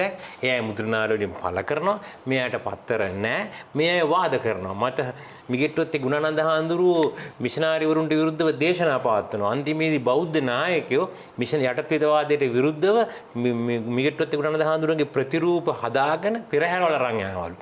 අන්තිමේදී 1873 දී ඓතිහාසික පානදුරාවාදය ආරම්භ වෙනවා. පානදුරාවාදයට පෙර ලංකාවේ පංචමහා වාද තිබෙනවා. වරාගොඩ වාදය, උරුගොඩ වත්ත වාදය, බද්දේගම වාදය ආදී වශයෙන් වාද ආරම්භ වෙනවා. මේ වාද හුදෙක් ආගම් දෙකක් අතර කෙටි වෙච්ච වාද නෙවෙයි. මේ වාද පිටිපස්සේ තියෙන්නේ අධිරාජ්‍යවාදියාගේ මතය, දෘෂ්ටිය, ආකල්ප, වටිනාකම් වලට විරුද්ධව අභියෝග කිරීම. මේ වාද එක්තරා විදිහක 1873 පානදුරා වාදය විශේෂයෙන්ම පානදුරේ කතසේරුතුමා සහ මිගෙට්ටුවත්තේ ගුණානන්ද හාමුදුරුවෝ සහ මිදිගත් ගුණානන්ද හාමුදුරුවෝ සමග තවත් කණ්ඩායමක් ඉන්නවා. මිගෙට්ටු හිකාඩුවේ සුමංගල හාමුදුරුවෝ, වස්කඩුවේ සුභූති හාමුදුරුවෝ, බුලත්ගම ධම්මාලංකාර හාමුදුරුවෝ ඇතුළු කණ්ඩායමක්. ඒ වගේම පඩුවන්දුරාවේ පඬිතුමා, කතසේරුතුමා යටතේ තවත් ඒ වගේ ක්‍රිස්තියානි පඬිවරුන් ඉන්නවා. මේ වාදය බලන් දෙනවා ඉංග්‍රීසි ජාතික ලේඛකෙක් පීබර්ස් පඬිවරයා. මේ පීබර්ස් පඬිවරයා මේ වාදය අහනවා. මේ වෙලාවේ ලංකාවේ ඉංග්‍රීසි පුවත්පත් තියෙනවා. කොලම්බෝ සිලෝන් ටයිම්ස් ඔෆ් සිලෝන් පත්තරේ. ටයිම්ස් ඔෆ් සිලෝන් පත්‍රයේ කතුරු E.W. ප්‍රේරා හරි මේ නෑ ජෝන් කැප කතුරුවරයා E.W. පෙරේරා ඒ කියන්නේ E.W. පෙරේරාගේ තාත්තා අර ඉංග්‍රීසි සපත්තුවාසී පෙස්සමසන් අරගෙන ගියේ මෙතුමාගේ තාත්තා මේ වාදය සිංහලෙන් කෙච්ච වාදය ඉංග්‍රීසියට පරිවර්තනය කරලා ඉංග්‍රීසි පත්‍රය පළ කරනවා මේ වාදයේ මේ පත්‍ර දෙක අරගෙන යනවා පීබර්ස් පඬිවරයා ඇමරිකාවට ගිහිල්ලා එතුමා පොතක් පළ කරනවා ෆේස් ටු ෆේස් ඩිබේට් කියලා මේ වෙලාවේ එංගලන්තයේ ඇමරිකාවේ ඉන්නවා සත්‍ය හොයමින් නිවැරදිකම හොයමින් පඬිවරුන් ඒ අතර ඕල්කට්තුමා බ්ලැවර්ස්කි මැතිනියට මේ පොත හම් වෙනවා මේ අය හික්කඩේ සුමංගල හාමුදුරුවෝ සමග මිගිට්වත්තේ ගුණානන්ද හාමුදුරුවෝ සමග සාකච්ඡා කරනවා ලිපි ලියන්න පටන් ගන්නවා ඒකේ ප්‍රතිඵලයක් විදිහට ඕල්කට්තුමා ලංකාවට එනවා ලංකාවේ ජාතික නිදහස් අරගලයේ අවියාවුද වලින් තොරව දෙවෙනි නිදහස් අරගලයේ සංලක්ෂය වෙන්නේ 1873 සිදුවෙන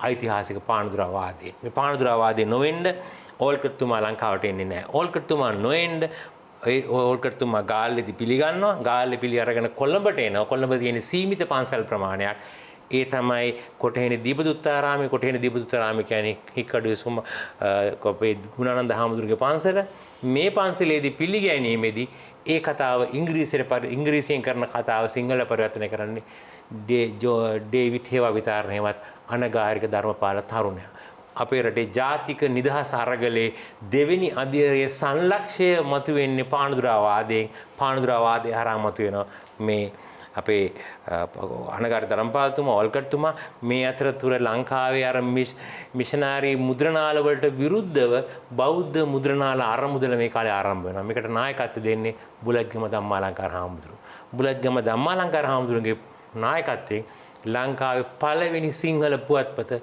ලංකා ලෝකයේ ලංකෝපකාර මුද්‍රණාලයෙන් ආරම්භ වෙනවා මේ තමයි ලංකාවේ නිදහස් අරගලේ දෙවෙනි අධීර නිර්මාණය වෙන හැටි මේ සමගම ඕල්කට්තුමා පටන් ගන්නවා පරම විඥානාර්ථ සමාගම ඒ යටතේ සරසවි සඳරස පටන් ගන්නවා ඊට පස්සේ අනගාരിക ධර්මපාලතුමා සිංහල බෞද්ධයා පටන් ගන්නවා හික්කඩුවේ සුමංගල හාමුදුරුවෝ රිවිරස පත්‍රය පටන් ගන්නවා පීදා සිරිසේන සිංහල ජාතිය පටන් ගන්නවා හේම්පාල මුනිදා සිංහල බලය පටන් ගන්නවා උඩරට තරුණයා පටන් ගන්නවා රුහුණු හඬ පටන් ගන්නවා මේ අතරතුර දෙමළ සමාජයේ ආරම්භ වෙනවා උදේ තාරකේ උදේ බහානු මේ වගේ පත්තර හින්දු සමාජය ඉස්ලාම් සමාජය ආරම්භ වෙලා තිබෙනවා මුස්ලිම් නේෂන් වගේ පත්තර සිද්ධි ලෙබ්බතුමාගේ පත්තර ආරම්භ වෙච්ච ඒවා මේ ආදී වශයෙන් නව දෙවෙනි ජාතික අරගලයක හැඩය අපේ රටේ මතුවෙනවා මේ අය තමයි මේ පත්තර තමයි නිදහසේ ඕනෑකම යටත්විදවාදී කුරිරුකම තමගේ භාෂාවේ අනන්‍යතාවය සංස්කෘතිය මේක ලෝකේ සෑම යටත්විදයක් වෙච්ච සෑම රටකම මේ විදිය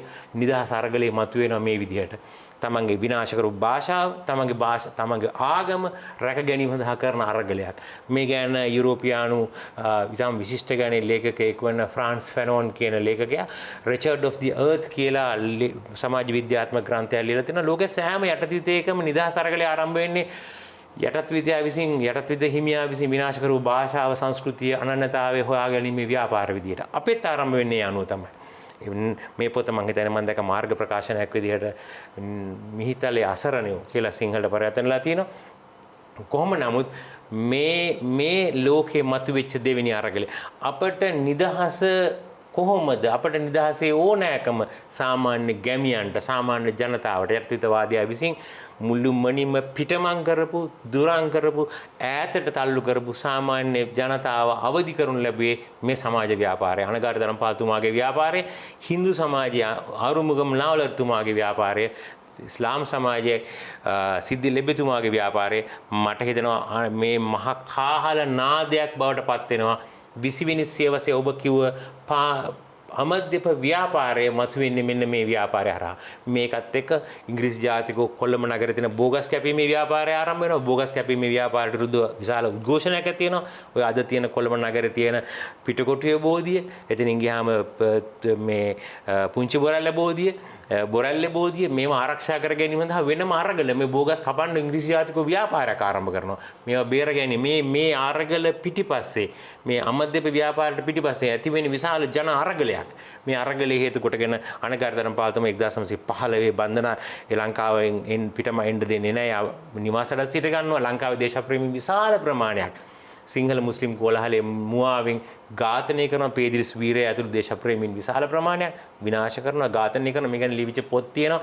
විශේෂයෙන් පොන්නම්බල රාමනාදන් මෙතුමා මේ ගැන ලියලා තියෙන පොත අති විශිෂ්ටයි එතුමා සිංහල සමාජය වෙනුවෙන් සිංහල දේශප්‍රේමීන් කරපු කැපවීම ජාතික නිදහස් අරගලය මොට කරන්න ඉංග්‍රීසි ව්‍යාපාරිකයෝ පාලකයෝ ඉංග්‍රීසි නිලධාරීන් කොච්චර කුමන්ත්‍රණය කළාද කියන කාරණය ඉතාම නිවැරදිව ලියලා තිනවා අවසනාවකට මේවා පිළිබඳ පුළුල සාකච්ඡා කරන්නේ නැහැ අපි කියනවා ලේ නොසොල්වා ගත නිදහසක් කියලා නෑ සැබවින්ම ලේ සොලවර ගත නිදහසක් අපි ගත්තේ 1948 මේකෙන් පස්සේ අපට රටේ අර යටතිතවාදීන්ගේ නිලධාරීන් හරහා මතුවෙන නව ප්‍රභූ සමාජයේ දරුවෝ එංගලන්තයට යනවා ඉගෙන ගන්න මේ අය එංගලන්තයට යනකොට ලෝකේ ප්‍රධාන කාරණා දෙකක් සිද්ධ වෙනවා ලෝකේ 20 වෙනි සතවර්ෂයේ මුල භාගය වෙනකොට ප්‍රජාතන්ත්‍රවාදයේ පිළිබඳ මූලික අදහස් දාර්ශනිකයින් බුද්ධිමතුන් නිදහස ප්‍රජාතන්ත්‍රවාදයේ ප්‍රජාතන්ත්‍ර පුවත්පත් නිදහස පිළිබඳ කතිකාවන ආරම්භ කරනවා ඒකත් සමග මේ 1918 ලෝකේ ප්‍රථම සමාජවාදී රාජ්‍ය සෝවියට් දේශයේ බිහි වෙනවා මේ ආශාවාදයට අපේ රටේ බුද්ධිමතුන්ට එනවා මේගොල්ලන් 20 වෙනි සතවර්ෂයේ ලංකාවට එන්නේ මෙන්න මේ අත්දැකීම අරගෙන අරාණගාර ධර්මපාලතුමා කොහිකඩුවේ සුමංගල හාමුදුරු වගේ නායකයින් දුන්න ජාතිකවාදී ව්‍යාපාරයේ වෙනුවට නිදහස සඳහා ව්‍යවස්ථාමය අරගලයක් ඊට පස්සේ මේ නායකින් හරහා එකතු වෙනවා අර මෙතුමා ඊටම නිවැරදිව 1917 ආරම්භ වුණායි කියන 1915 ආරම්භ වුණු සිංහල මහ ලංකා ජාතික සංගමය ආරම්භ වෙන්නේ මේ අයගේ මේ 1915 ආරම්භ වෙන්නේ 919 ආරම්භ වෙන ලංකා ජාතික සංගමය ආරම්භ වෙන්නේ මේ ඉඩම් හිමි වැවිලිකාර ඉංග්‍රීසි උගත් ස්වදේශික නායකයින් අතරින්. ඒ අය ඉල්ලා සිටිනවා අපිත් ඉංග්‍රීසි දන්නවා අපටත් පුළුවන් අපටත් මැදිහත් වෙන්න අවස්ථාව ලබා දෙන්න මේ පාලන බලේ ආණ්ඩුක මේකට ව්‍යවස්ථා මේ අය මේක හඳුන්වන්නේ පෙස්සන් ඇවිමේ ව්‍යාපාරය කියලා. තව කණ්ඩායමක් එනවා අර මම වගේ වාමාංශික ව්‍යාපාරයේ ආශාවාදය ලබාගෙන ආපු අය මේ අය පටන් ගන්න සූරියමල් ව්‍යාපාරය පූර්ණ නිදහස ඕනේ අපට ව්‍යවස්ථා සම්පාදනයක් නෙමෙයි ව්‍යවස්ථා ප්‍රතිසංස්කරණ නෙමෙයි පූර්ණ නිදහස ඕනේ ඒගොල්ලොත් පත්‍ර පටන් ගන්නවා සම සමාජයේ සම ධර්ම කම්කරුවා උදේ මේ පත්‍ර පටන් ගන්නවා මේ අතරතුර ලංකාවේ තවත් සිංහල පුවත්පත් ආරම්භ වෙනවා දිනමින පත්‍රය ආරම්භ වෙන්නේ මේ පුවත්පත් ව්‍යාපාරයේ කොටසක් විදියට මේ ජාතික ප්‍රබෝධය අවදි වෙන්නේ මෙන්න මේ කතිකාවන් හරහා මේ අනුව අර අවියාවුද වලින් කරපු අරගලය බුද්ධිමය වශයෙන් කරපු අරගලය ව්‍යවස්ථාමය වශයෙන් කරපු අරගලයේ කොටසක් විදියට තමයි අපි ඩොමිනියන් තත්ත්වයේ නිදහසක් 1948 ලබා ගන්න. නමුත් සැබෑ නිදහස ලබා ගන්න අපිට තවත් ඔබට යනවා 1972 දක්වා. ඔව් මම මේ මෙතුමාගේ කාරණේට මම පොඩි තව එකතු කරා මේ 870 ගණන් 80 ගණන් වෙනකොට උතන තව පැත්තක් වෙනවා. දැන් අපි දැන් කියන්නේ දැන් ලංකාවේ වෙන විදිහේ මේ උනන්දුවක් ඇති වුණා කියලා විශේෂයෙන්ම අර ව්‍යාවුද නැතුව. හැබැයි බ්‍රිතාන්‍යය මේක තේරුම් ගන්නවා. ඒගොල්ලෝ 880 ගණන් වලින් පස්සේ මේ ඇති වෙන ඔය මධ්‍යප ව්‍යාපාර සහ ඒවත් එක්ක වජිර අපිට තේරුම් ගන්න පුළුවන් දෙයක් තමයි මේ රටේ සංස්කෘතිය මේ රටේ තියෙන පුරාවස්තු මේ රටේ තියෙන වෙනත් වැදගත් දේවල් පිළිබඳව හොයන්න පටන් ගන්නවා. හොඳම උදාහරණය තමයි එකක් තමයි මේ දැන් ඔය විද්‍යෝදය සහ විද්‍යාලංකාර කියන පිරිවෙන් දෙකේ විද්‍යෝදය පිරිවෙන විශේෂයෙන්ම ඉක්කඩුවේ මංගල හාමුදුරුවෝ දැන් මේ පිරිවෙනේ තෑගි ප්‍රධානයට යන්නේ ආණ්ඩුකාරය. මම අදත් රටේ ජනාධිපතිතුමා යනවා කියලා මම දන්නේ නැහැ පිරිවෙනේ මේ උත්සවයට. ඒ තරම් පිරිවෙනේ විද්‍යෝදී පිරිවෙනට වෙනම ආණ්ඩුවෙන් තාමත් ඒ ගෙවනවා. මේ අපි ඒක බ්‍රිතාන්‍යයන් 880 ගණන් වලදී විද්‍යෝදී පිරිවෙනට ආණ්ඩුවෙන් දෙනවා ප්‍රධාන ග්‍රාන්ට් එකක්. හරි? ඉංග්‍රීසි ආණ්ඩුව ශ්‍රීපාදේ නායකත්වයට පත් කරනවා හික්කඩුවේ සුමංගල හාමුදුරුවෝ. දැන් මේ වර ඔකින අපිව තියෙන බුද්ධි මෙහෙයුම් තමයි තව විදිහට.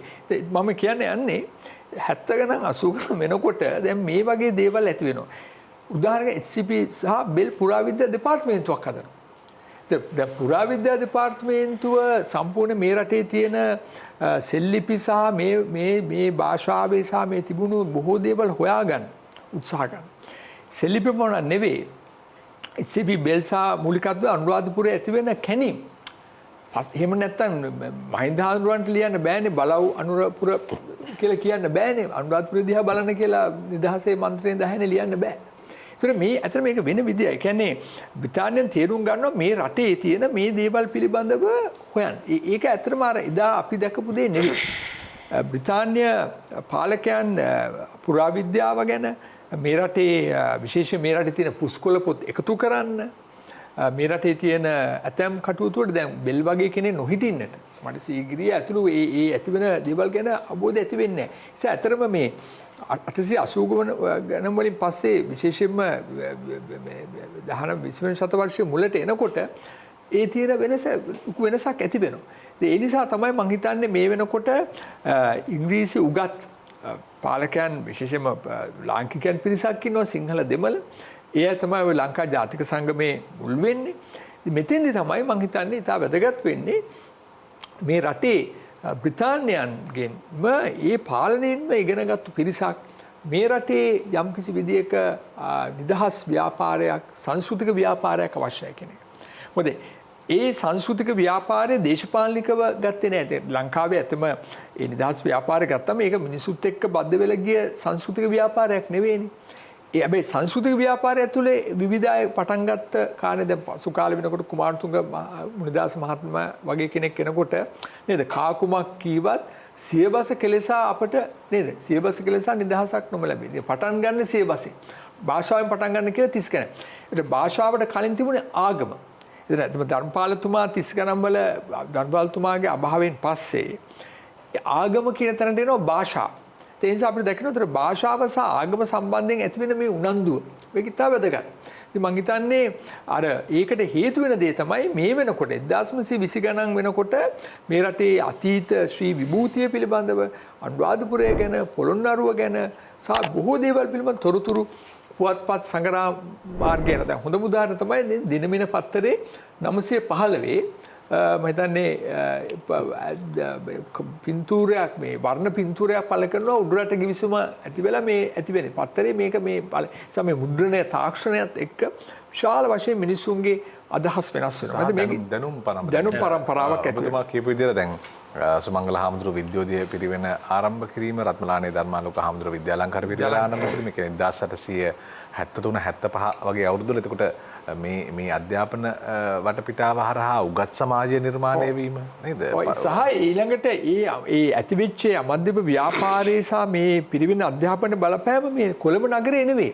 සෑම හැම ගම් දනව් වල මේ බලපෑම තිබුණා. දැන් උදාහරණයකට මෑතකදී මම කුමාරතුංග මුනිදාසන් පිළිබඳ පොතක් ලිව්වා. එතම කියන්නේ දකුණේ දික්වැල්ල වගේ ගමක පවා මේ ඒ බලපෑම තිබුණා 1880 ගණන් 90 ගණන් කුමාරතුංග බුදුන් 887 නේ. ඒතර ඉතා පැහැදිලි කුමාරතුංගගේ පියා ඒ කාලේ ඒ අවද්‍ය ව්‍යාපාරේ වගේ වලට එක සම්බන්ධ වෙච්ච බෞද්ධ පාඨශාලා ඇති කරලා ඒ බලපෑම ලංකාවේ බොහෝ ගම් දනම් වලට ඇති වුණා. මම දන්නේ නැහැ කොච්චර දුරට අනුරාධපුර පොළොන්නරුව වගේ ප්‍රදේශ වල තිබුණා විශේෂම දකුණු පළාත. ඒතර මේ දකුණු පළාත සහ බස්නාහිර පළාත මුල් කරගෙන තමයි මේ කියන නිදහස පිළිබඳ අපේක්ෂාවන් සහ මේ කියන සංස්කෘතික ව්‍යාපාරය ආරම්භ වෙන්නේ. විශේෂයෙන්ම 19 වෙනි වර්ෂයේ අගභාගයේ 20 වෙනි මුල භාගනකොට ලංකාවේ තිබුණේ නැහැ කිසිම පිරිවනක්. පළවෙනි පිරිවන ආරම්භනේ පරම ධම්ම චේතිය පිරිවන දකුණු ලංකාවෙන් ආපු පඬිවරයෙක් උන්වහන්සේගේ නම බලානි සිද්ධාර්ථ හාමුදුරුවෝ.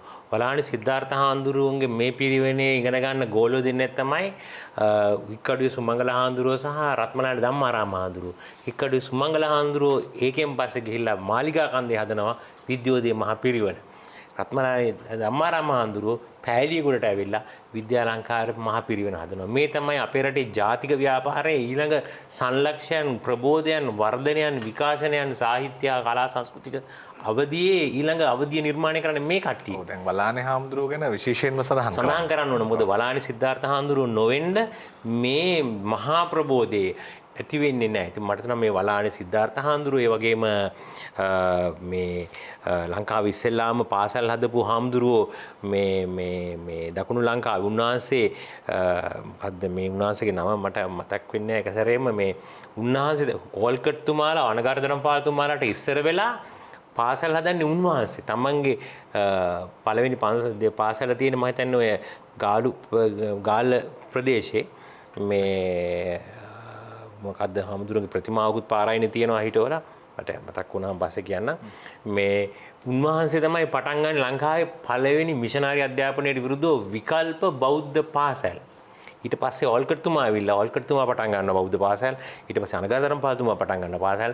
අලුත් ජාතික කාහල නාදයේ නිර්මාණය වෙන්නේ මේ අලුත් ජාතික දෘෂ්ටි මතවාදය හරහා. මම හිතන්නේ මේවා අපි සාකච්ඡා කළ යුතු නිදහස් දිනයකදී කතා කළ යුතු මේ කැපවුණු දේශප්‍රේමීන්ගේ කාර්යභාරය විශේෂයෙන් අපි සාකච්ඡා කිරීම අත්‍යවශ්‍යයි. ඔව් දැන් අත්‍තරම 1932 වර්ෂයේදී දැන් අර පිටරට ගිහිල්ලා ඉගෙනගෙන ආපු උගත් පරම්පරාව එකතු වෙලා නිර්මාණය කරගන්න එකමුතුව දැන් FR. Senanayake, D. B.. Jayathilaka, D.S.. Senanayake, ටී.බී. Jaya, සිද්ධි ලෙබ්බේ, පොන්නම්බලම් රාමනාදන්, අරුණාචලම්, ඊට පස්සේ එස්.ඩබ්ලිව්.ආර්.ඩී. බණ්ඩාරනායක මේ ආදී වූ චරිත එකතු වෙලා ඩී.එස්. සේනානායක මේ ආදී වූ චරිත එකතු වෙලා ලංකා ජාතික සංගමයේ ඔස්සේ මතු කරන හඬ ඊට පස්සේ 48 නිදහස ලැබීම අතරම ඊටාම පුළුල් සාකච්ඡාවකට අපිට අවසන් වටේදී යන්නට පුළුවන්කම ලැබෙවි. අපි තවත් ගායනයක් එක්ක විරාමයකට ගිහින් ඇවිත් ඒ පිළිබඳව කතා කරමු. මෙරමාහයත් පැවතුම් ඇති අයට කැත නිතියේ පවා මද අවකාශයක් ඇත පරමෝදාර නිදහස ගැන ඇතොත් හිත හිරගේ මැදින් එහි යන මග වැටී ඇත මිතුරුව එතොත් දූවිලිවුව වැළඳ ගනු සතුරුව එතොත් මෙරගිරවුව පසීඳලනු හිතුවක් කාර කමකැයි මෙය නොඅදහනු යුතුකම එයයි එහෙයින් එහි පුරුදුවනු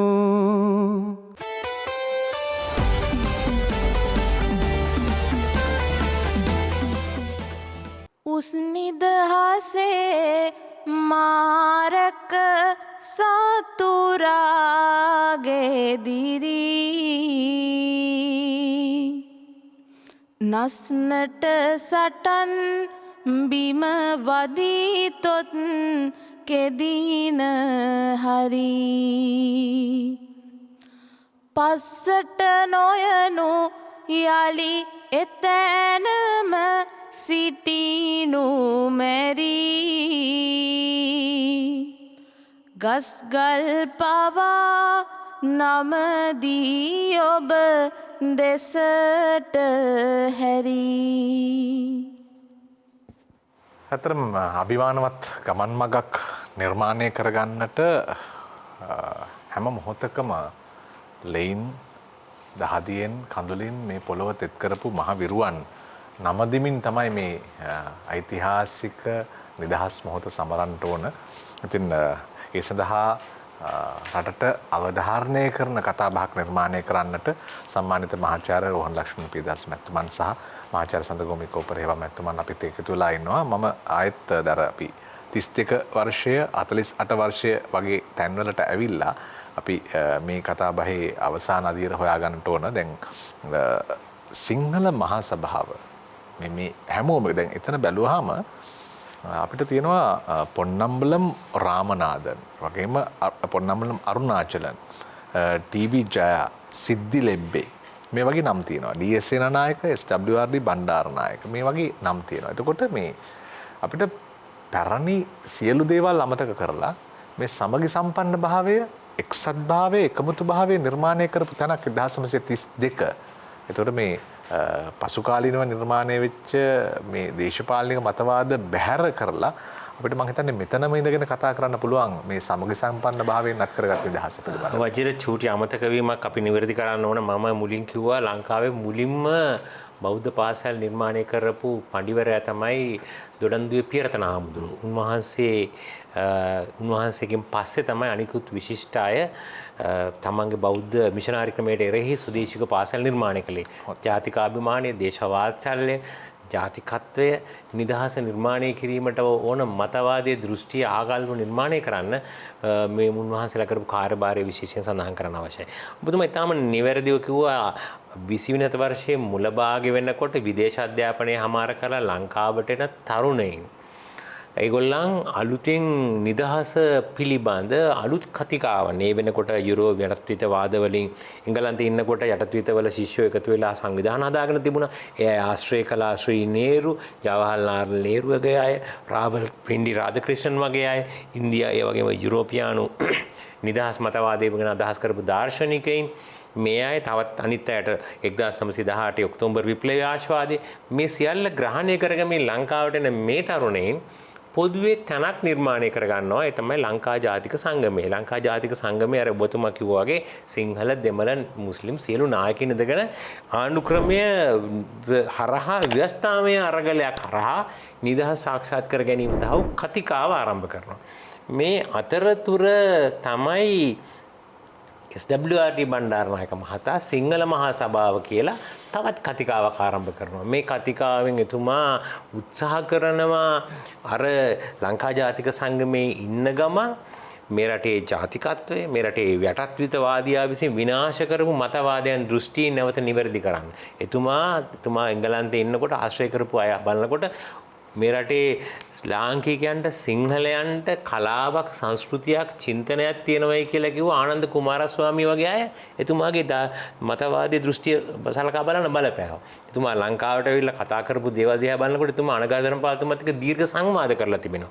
එතුමා භාෂාව ඉගෙන ගත්තයි කියලා කියනවා. මේ අතර ලංකා ජාතික සංගමයේ ඉන්න ගමන් එතුමා සිංහල මහා සභාව හදනවා. සිංහල මහා සභාවේ කවුද හිටියේ? ආනන්ද සමරකෝන් වගේ අය හිටියා. එතනින් ගියාම ආනන්ද රාජකරුණා වගේ අය හිටියා. පීදස් කුලරත්න වගේ අය හිටියා. එතනින් ගියාම විශේෂයෙන්ම කුමාරතුංග මුනිදාස වගේ අය හිටියා. එතනින් ගියාම කවුද මේ ප්‍රධාන පෙළේ කවීන්, ලේඛකයන්, පීදස් සිරිසේන මේ වගේ අය, නිදහස් අධ්‍යාපනයේ පියාවන CW කන්නංගර මේ වගේ අයත් එක්ක එකතු වෙලා මේ රට කොහොමද නැවත ගොඩනගන්නේ අලුතෙන් කතිකාවක්. ලංකා ජාතික සංගමයේ සංවාදයේ වෙනම තියෙනවා. එහෙම අර උද්ඝෝෂණය කරන ගමන් ගම්මට්ටමේ බිම්මට්ටමේ සාකච්ඡා සම්මන්ත්‍රණ පවත්වනවා.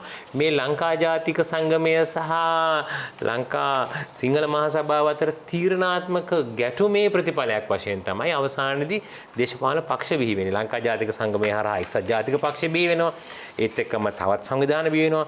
සිංහල මහා සභාව හා ලංකා ජාතික සංගමය අතර ගැටුමේ ප්‍රතිඵලයක් විදිහට තමයි ශ්‍රී ලංකා නිදහස් පක්ෂ බිහි වෙන්නේ. ඉතින් මට හිතෙනවා ලංකාවේ දේශපාලන විකාශනයත් වර්ධනය වෙන්නේ මේ කතිකාව හරහා. අපිට සාකච්ඡා කරන්න අවශ්‍යයි 1948 මේ විදිහේ ඩොමිනියන් තත්වයෙන් නිදහසක් කොහොමද ලබා ගන්නේ? මොකද ඩොමිනියන් තත්ත්ව නිදහසක් කියන්නේ? බ්‍රිතාන්‍ය යුද කඳවුරු එහෙම තියෙනවා. බ්‍රිතාන්‍ය ගුවන් හමුදා කඳවුරු එහෙම තියෙනවා. ලංකාවේ අධිකරණයේ පරමාධිකරණයේ බ්‍රිතාන්‍ය මහාධිකරණයේ ප්‍රිවි කවුන්සිල් එක එහෙම ලංකාවේ පරම නායිකාව බ්‍රිතාන්‍ය මහ රැජින එතුමියගේ නියෝජිතයෙක් ලංකා ආණ්ඩුකාරවරයා වශයෙන් ඉන්නවා. මෙහෙම තියෙන වටපිටාවක් මැද නිදහස ලබා දෙනවා. මේ පරිපාලනය මේක මම හිතන්නේ මේ පිළිබඳ ලියවිලා තියෙනවා. කොහොමද අයිවර් ජේනිස්ගේ භූමිකාව මොනවද? ඩී.ආර්. විජේවර්ධනගේ භූමිකාව මොකද්ද? වෙනත් ලේඛකයන්ගේ හා බුද්ධිමතුන්ගේ භූමිකාව මොකද්ද කියන කාරණා පිළිබඳ පර්යේෂණ ලිපි පොතපත ලියවිලා තියෙනවා. දැන් රාජ්‍ය මන්ත්‍රණ සභාව 30 ගණන් වල නේද? ඔව් ලංකාවේ රාජ්‍ය මන්ත්‍රණ සභාව බිහිවීම, රාජ්‍ය මන්ත්‍රණ සභාව හරහා ඊළඟට පාර්ලිමේන්තුව 1947 පළවෙනි පාර්ලිමේන්තුව බිහිවීම මේවා අපිට සාකච්ඡා කරන්න පුළුවන්. මේවා මම හිතන්නේ මේවා සාකච්ඡා කිරීම හරහා අපිට මේ නිදහසේ සීමාවන් සහ යම් ජයග්‍රහණයන් වල තත්වයන් අප සාකච්ඡා කිරීම අවශ්‍යයි. ඇත්තටම දැන් ඔය සිංහල මහා සභාව පිහිටුවලා විශේෂයෙන් සියලු ජාතික සංගමය ඊට පස්සේ සිංහල මහා සභාව දැන් මේ සාහිත්‍ය දරයන් මේ සඳහා එකතු වීම භාෂා ව්‍යාපාරය මෙයට එකතු වීම දැන් මොනිදාස කුමාරතුංග ශූරීන් එතකොට W.A. සිල්වා පියදා සිරිසේන වැඩි උගතුන් ටිබෙට් ජාතික මහින්ද හාමුදුරුවෝ මහින්ද හාමුදුරුවෝගේ මේ අය එකතු වීම මේ භාෂාවේ නවෝදය කොහොමද නිදහස් කරන්න බලන්නේ? මේ වජිරේක භාෂාව පමණ නෙවෙයි අත මේක සංස්කෘතික වශයෙන් අපිට එතම එක නමක් අමතක කරා මේ ජෝන් ද සිල්වා. තාම මොකද තාම මේ අවුරුද්ද මේ 20 22 නේ එතුමාගේ අභාවයෙන් මම හිතන්නේ අවුරුදු 100ක් මේ ජනවාරි මාසේ මේ ජනවාරි මාසෙට වෙනවා මම දන්නේ එක්වර අවුරුදු 100කට කලින් ජෝන් සිල්ව් මතකද ඒකද එතුමා නාට්‍ය කලාව ඒ පැත්තේ ඊට පස්සේ දැන් ආගම සායන ධර්මපාලතුමා ඊපස්සේ භාෂාව සම්බන්ධ කාරණේදී මම කුමාරතුංග මුනිදාස මහතා ඉතා වැදගත් මේ කාලෙදී 30 ගණන් වලදී එතුමාගේ ව්‍යාපාරය.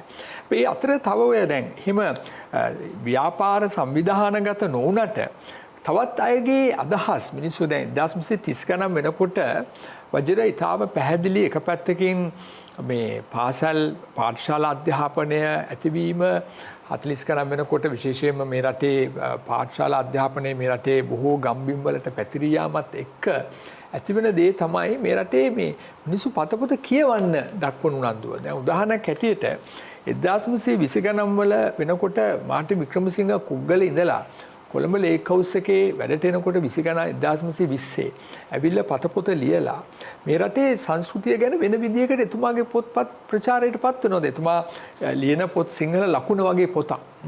ඉතින් එක පැත්තකින් ඒ පතපොත සහ ඒ සාහිත්‍ය තව පැත්තකින් අපි කල්පනා කරපු ඒ පිරිවෙන් අධ්‍යාපනය සහ ඒ අතරට තමයි මම හිතන්නේ ඔය විශේෂයෙන්ම කුමාරතුංග මහත්මයාගේ ව්‍යාපාරය ඇති වෙන්නේ විශේෂයෙන්ම 1940 ගණන් වෙනකොට. මෙතෙන්දී ඇතිවන දේ තමයි මේ සංස්කෘතික වශයෙන් වැදගත් වෙච්ච මේ ප්‍රභූන් සහ මේ සාහිත්‍යදරයන් ලේඛකයන් දේශපාලන පක්ෂ දේශපාලන සහ වශයෙන් ටිකක් සමිඥානික වීම. මම මේ සමිඥානික වීම ඉතාම පැහැදිලිව පේන 30 ගණන් වල.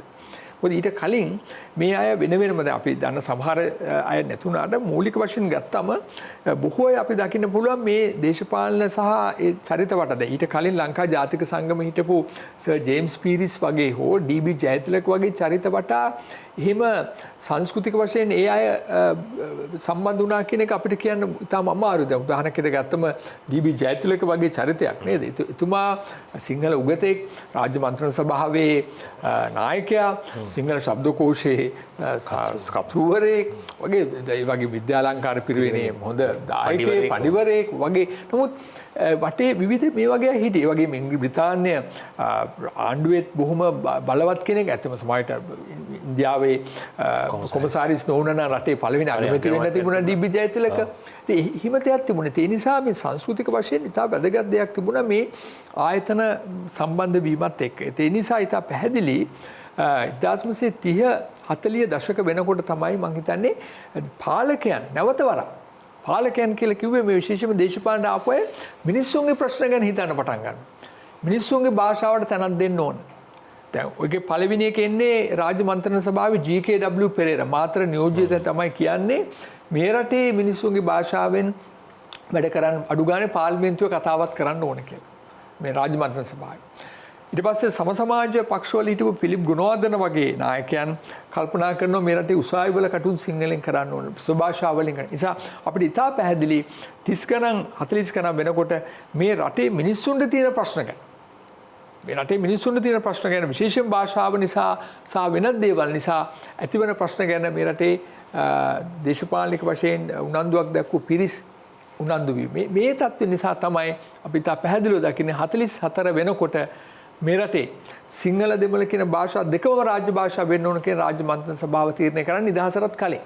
ඔව් දැන් වාම දේශපාලනයේ යෙදුණු සූර්යමල් ව්‍යාපාරයෙහි පුරෝගාමීන් බවට පත්වෙච්ච සමරක්කොඩි මහත්මයා ආචාර්ය එන්.එම්. පෙරේරා වැනි ජනහිතකාමී දේශපාලඥයන් ඒ වගේම ජනතාව දැනුවත් කරන්නට එකතු වුණු නිදහස ලබා ගන්නට වක්‍රව උදව් වෙච්ච පිරිස. එතකොට තව පිලිප් ගුණවර්ධන, රොබර්ට් ගුණවර්ධන, ආචාර්ය එන්.එම්. පෙරේරා වගේ දැවැන්ත චරිත කරපු අරගල මේ හැම නමක්ම ඇත්තටම මේ ඔබතුමන් මතක් කරපු විදිහට මේ රාජ්‍ය මන්ත්‍රණ සභාවේ සිට 48 දක්වා පැමිණි ගමන් මගේදී දීප්තිමත් ලකුණු බවට පත් වුණා. ඉතින් ඊට පස්සේ 48න් ලබා ගන්න 1972 දී ජනරාජ්‍ය ව්‍යවස්ථාව දක්වා ආපු ගමන් මඟ පිළිබඳවත් මම හිතන්නේ සැකවෙන්න මතක් කරන්න හොඳයි. අපිට කියන්න ඕන මේ ලංකාවේ පුවත්පත් කලාව ගැන කතා කරනකොට පළවෙනි වතාවට ස්වරාජ්‍ය කියන වචනේ පූර්ණ ස්වරාජ්‍ය ඕනෑ කියන වචනේ හමු වෙන්නේ 1934 පටන් ගත්ත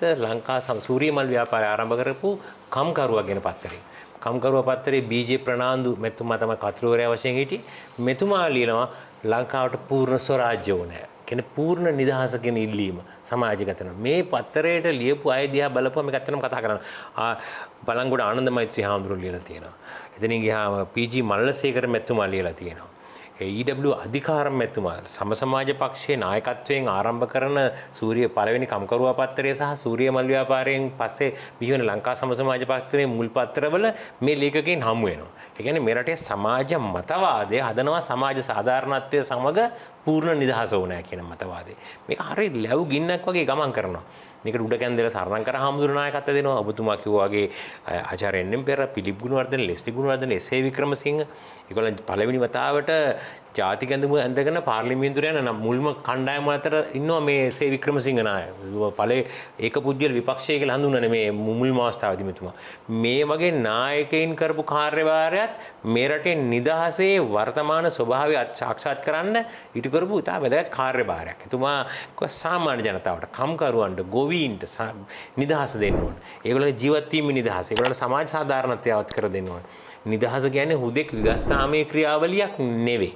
ඒක සමාජ සාධාරණත්වය හා සමගාමී විය යුතුයි කියන කාරණාව පළවෙනි වතාවට සමාජගත කිරීමට මැදිහත් වෙන්නේ සූරිය මල් ව්‍යාපාරය හා පස්සේ සම සමාජ ව්‍යාපාරය සමග ඇති වෙන වාමාංශික ව්‍යාපාරය. මම ඒ කාරණාවත් නිදහස සමරන මේ මොහොතේදී මේ අයගේ කාර්යභාරය විශේෂයෙන් සලකා බැලිය යුතුයි. එක පැත්තකින් ව්‍යවස්ථාමය වෙනස්කම් සඳහා උකරපු අරගලය ලංකා ජාතික සංගමයේ, පස්සේ එක්සත් ජාතික පක්ෂය විසින් කරන කාර්යභාරය, ශ්‍රී ලංකා නිදහස් පක්ෂයේ ලංකා සිංහල මහා සභාව සහරහා බිහි කරන ව්‍යාපාරය, මතු කරන ව්‍යාපාරය, මේවා සමාජ මතවාදයක් බවට පත් වෙනවා. අන්තිමේදී මේ අතරතුර ඉන්දියාවට නිදහස් අරගලයේ ඒ පැත්තෙන් වර්ධනය වෙමින් පවතිනවා. ඒ ප්‍රශ්නේ බ්‍රිතාන්‍ය අධිරාජ්‍යවාදයට තවදුරටත් පවතින පුළුවන්ද කියන කාරණේ ජාත්‍යන්තර ක්ෂේත්‍රයේ මතුවෙන ප්‍රශ්නයක්. මේ සියලු සාධකයන් පදනම් කරගෙන තමයි අපි 1948 නිදහස ඩොමිනියන් තත්ත්වයේ නිදහස ලබා ගන්නේ. මම පෞද්ගලිකව හිතනවා ඩොමිනියන් තත්ත්වයේ නිදහස අපි වැරදි විදිහට නිර්වචනය කළයි කියලා. මගේ කියවීම තමයි ඇයි අපි ඒකට ලේ නොසොල්වාගත් නිදහසක් කියලා කිව්වේ.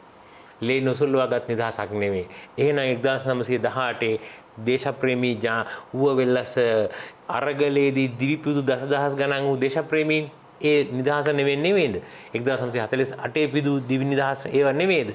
ඉන් පසුව ඇති වෙච්ච භික්ෂුන් වහන්සේලා, වෙනත් නායකයින්, යටත්විතවාදීන්ට විරුද්ධව කරපු යම් යම් උද්ඝෝෂණ හා වෙනස් වීම් සඳහා කරන මතවාදයන් සඳහා කැපකරපු කැපකිරීම, බන්ධනාගාරගත කිරීම, සූරිය මධ්‍යම ව්‍යාපාරය සඳහා 1918 1915 සිංහල මුස්ලිම් කෝලහලයෙන් නමින් අපිව මර්ධනය කරපු අවස්ථාව, මේ සියලු දේවල් මේදී ආවර්ජනය කළ යුතුයි. නිදහස කියවනවා නම් පහදල පුංචි මිනිස්සුන්ගේ පැත්තෙන්, ඒ වින්දිතයාගේ පැත්තෙන් ඉඳගෙන ආපහු කියවන්න ඕන.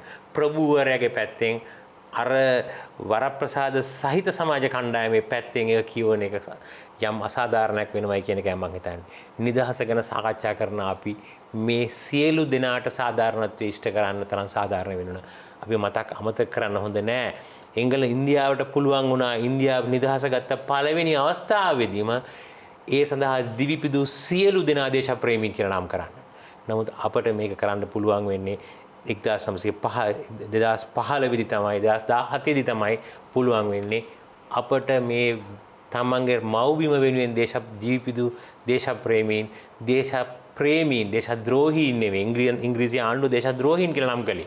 දේශප්‍රේමීන් කියලා නම් කළේ. ඉන්දියාවට පුළුවන් වුණා දේශප්‍රේමීන් කියලා නම් කරලා එයාට වන්දි ගෙවන්න, එයාට නම්බුනාම දෙන්න, එයාගේ පවුල් වල එයාට වරප්‍රසාද ලබා දෙන්න පුළුවන් වුණා. අපට ඒක කරන්නම අවුරුදු 70ක් විතර ගියා.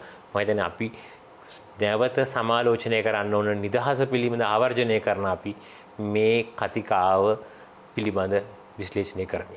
හොඳයි අපි මහාචාර්ය සඳගෝමි කෝපරේවා මැතිතුමන්ගෙන් මේ අවසානයක් හොයාගන්න උත්සාහ කරනවා. මේ නිදහස නිවැරදිව අපි කියවිය යුත්තේ ඇයි? නිදහස නිවැරදිව වරණැගිය යුත්තේ අර්ථ ගැන්විය යුත්තේ ඇයි කියන කතා බහින් අපි අවසානයක් හොයාගන්න. මම කැමති එතෙන්දී මම ඊට පෙර කරපු අධ්‍යයනයක සහ කාර්යයකට එකතු කරගත්තු කරුණකින් මේ කාරණයට ඔබට උත්තර මේ පිළිතුරක් දෙන්න. ඒ අදහස තමයි මේ 48 දැන් අවුරුදු 74කට කලින්නේ ඒ වෙලාවේ නිදහසගත් වෙලාවේ මේ නිදහස ගැන අපේ ප්‍රධාන දෙන්නේ කියපු අදහස් දෙකක්. මම ලියපු එක මම කියවන්නම්.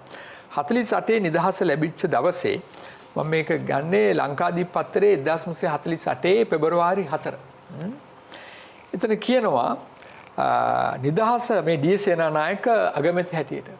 ඉතින් අපි නිදහස ගැන මතන් අපේ උදාහරණක අපේ අර්ථ දක්වා ගන්න කොහොමද කියන එක. මේ 48 කියපු එක ඩී සේනානායක මහත්මයා.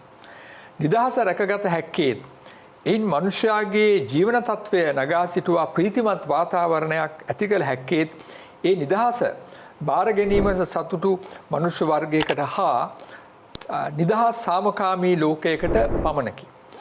ලංකාවට නැවත නිදහස ලැබීම වූ කලී එක් අරගලයක් අවසානය ළඟා වී තව විශාල අරගලයක් ආරම්භ කිරීම පමණි. මේ එක අරගලයක් ඉවරයි තව අරගලයක් පටන් ගන්නවා කියලා 48 ඩී සේනානායක අගමැතිවරයා කිව්වා. ඊට පස්සේ ඒ 1948ම අපි කතා කරපු ඒ පාර්ලිමේන්තුවේ ප්‍රථම සභා රැස්වීමේදී SWRD බණ්ඩාරනායක මහත්මයා මෙන්න මෙහෙම විදිහට කතා කරලා තියෙනවා ප්‍රකාශයක් කරලා තියෙනවා. නැවත මේ 48 ඒ කියන්නේ අදටත් මේ කාරණා අදටත් බලංගුයි මේ 75කට 74කට පස්සේ දැන් 75ටනේ අපි ලබන අවුරුද්දේ යන්නේ නිදහසේ. නැවත අප ලබා ගන්නා ලද නිදහස නිකම්ම කාල්පනික සංකල්පයක් වශයෙන් එනම් මහජනයාට නියම තේරුමක් ගෙන නොදෙන මල දෙයක් ලෙස තිබීමට නොදිය යුතුය. එමගින් අප සියලු දෙනාට වඩා ප්‍රීති ප්‍රමෝදය ගෙන දෙන්නා වූද ශ්‍රී සමෘද්ධිය මඟ පාදා දෙන්නා වූද ජීවිතයක් ගොඩනගා ගැනීමට අපි පරිශ්‍රම දැරිය යුතුය. සජීව දේශපාලන නිදහස ළඟා කරගත හැකි වන්නේ මේ දේශපාලන නිදහසනේ අපි මේ පෙබරවාරි 4 සමරන්නේ. සජීව දේශපාලන නිදහස ළඟා කරගත හැකි වන්නේ එය වෙනත් ඒවා. එනම් දුගී බවෙන් මිදීම, ලෙඩ දුකින් මිදීම, අඥාන භාවයෙන් මිදීම සහ භීතියෙන් මිදීම යන දෑ ලබා ගැනීම සඳහා යොදාගතහොත් පමණි. මේ SWRD බණ්ඩාරනායක මහතා 48 මේක අතම නව යුගයේ උදාව කියන පළවෙනි කාණ්ඩේ තියෙනවා. ඒ දේශපාලන නිදහස ළඟා කරගන්න ඒක දුගී බවෙන් මිදෙන්න ඕන, ලෙඩ දුකින් මිදෙන්න ඕන. අදට හුඟක් වළංගුයි මේක.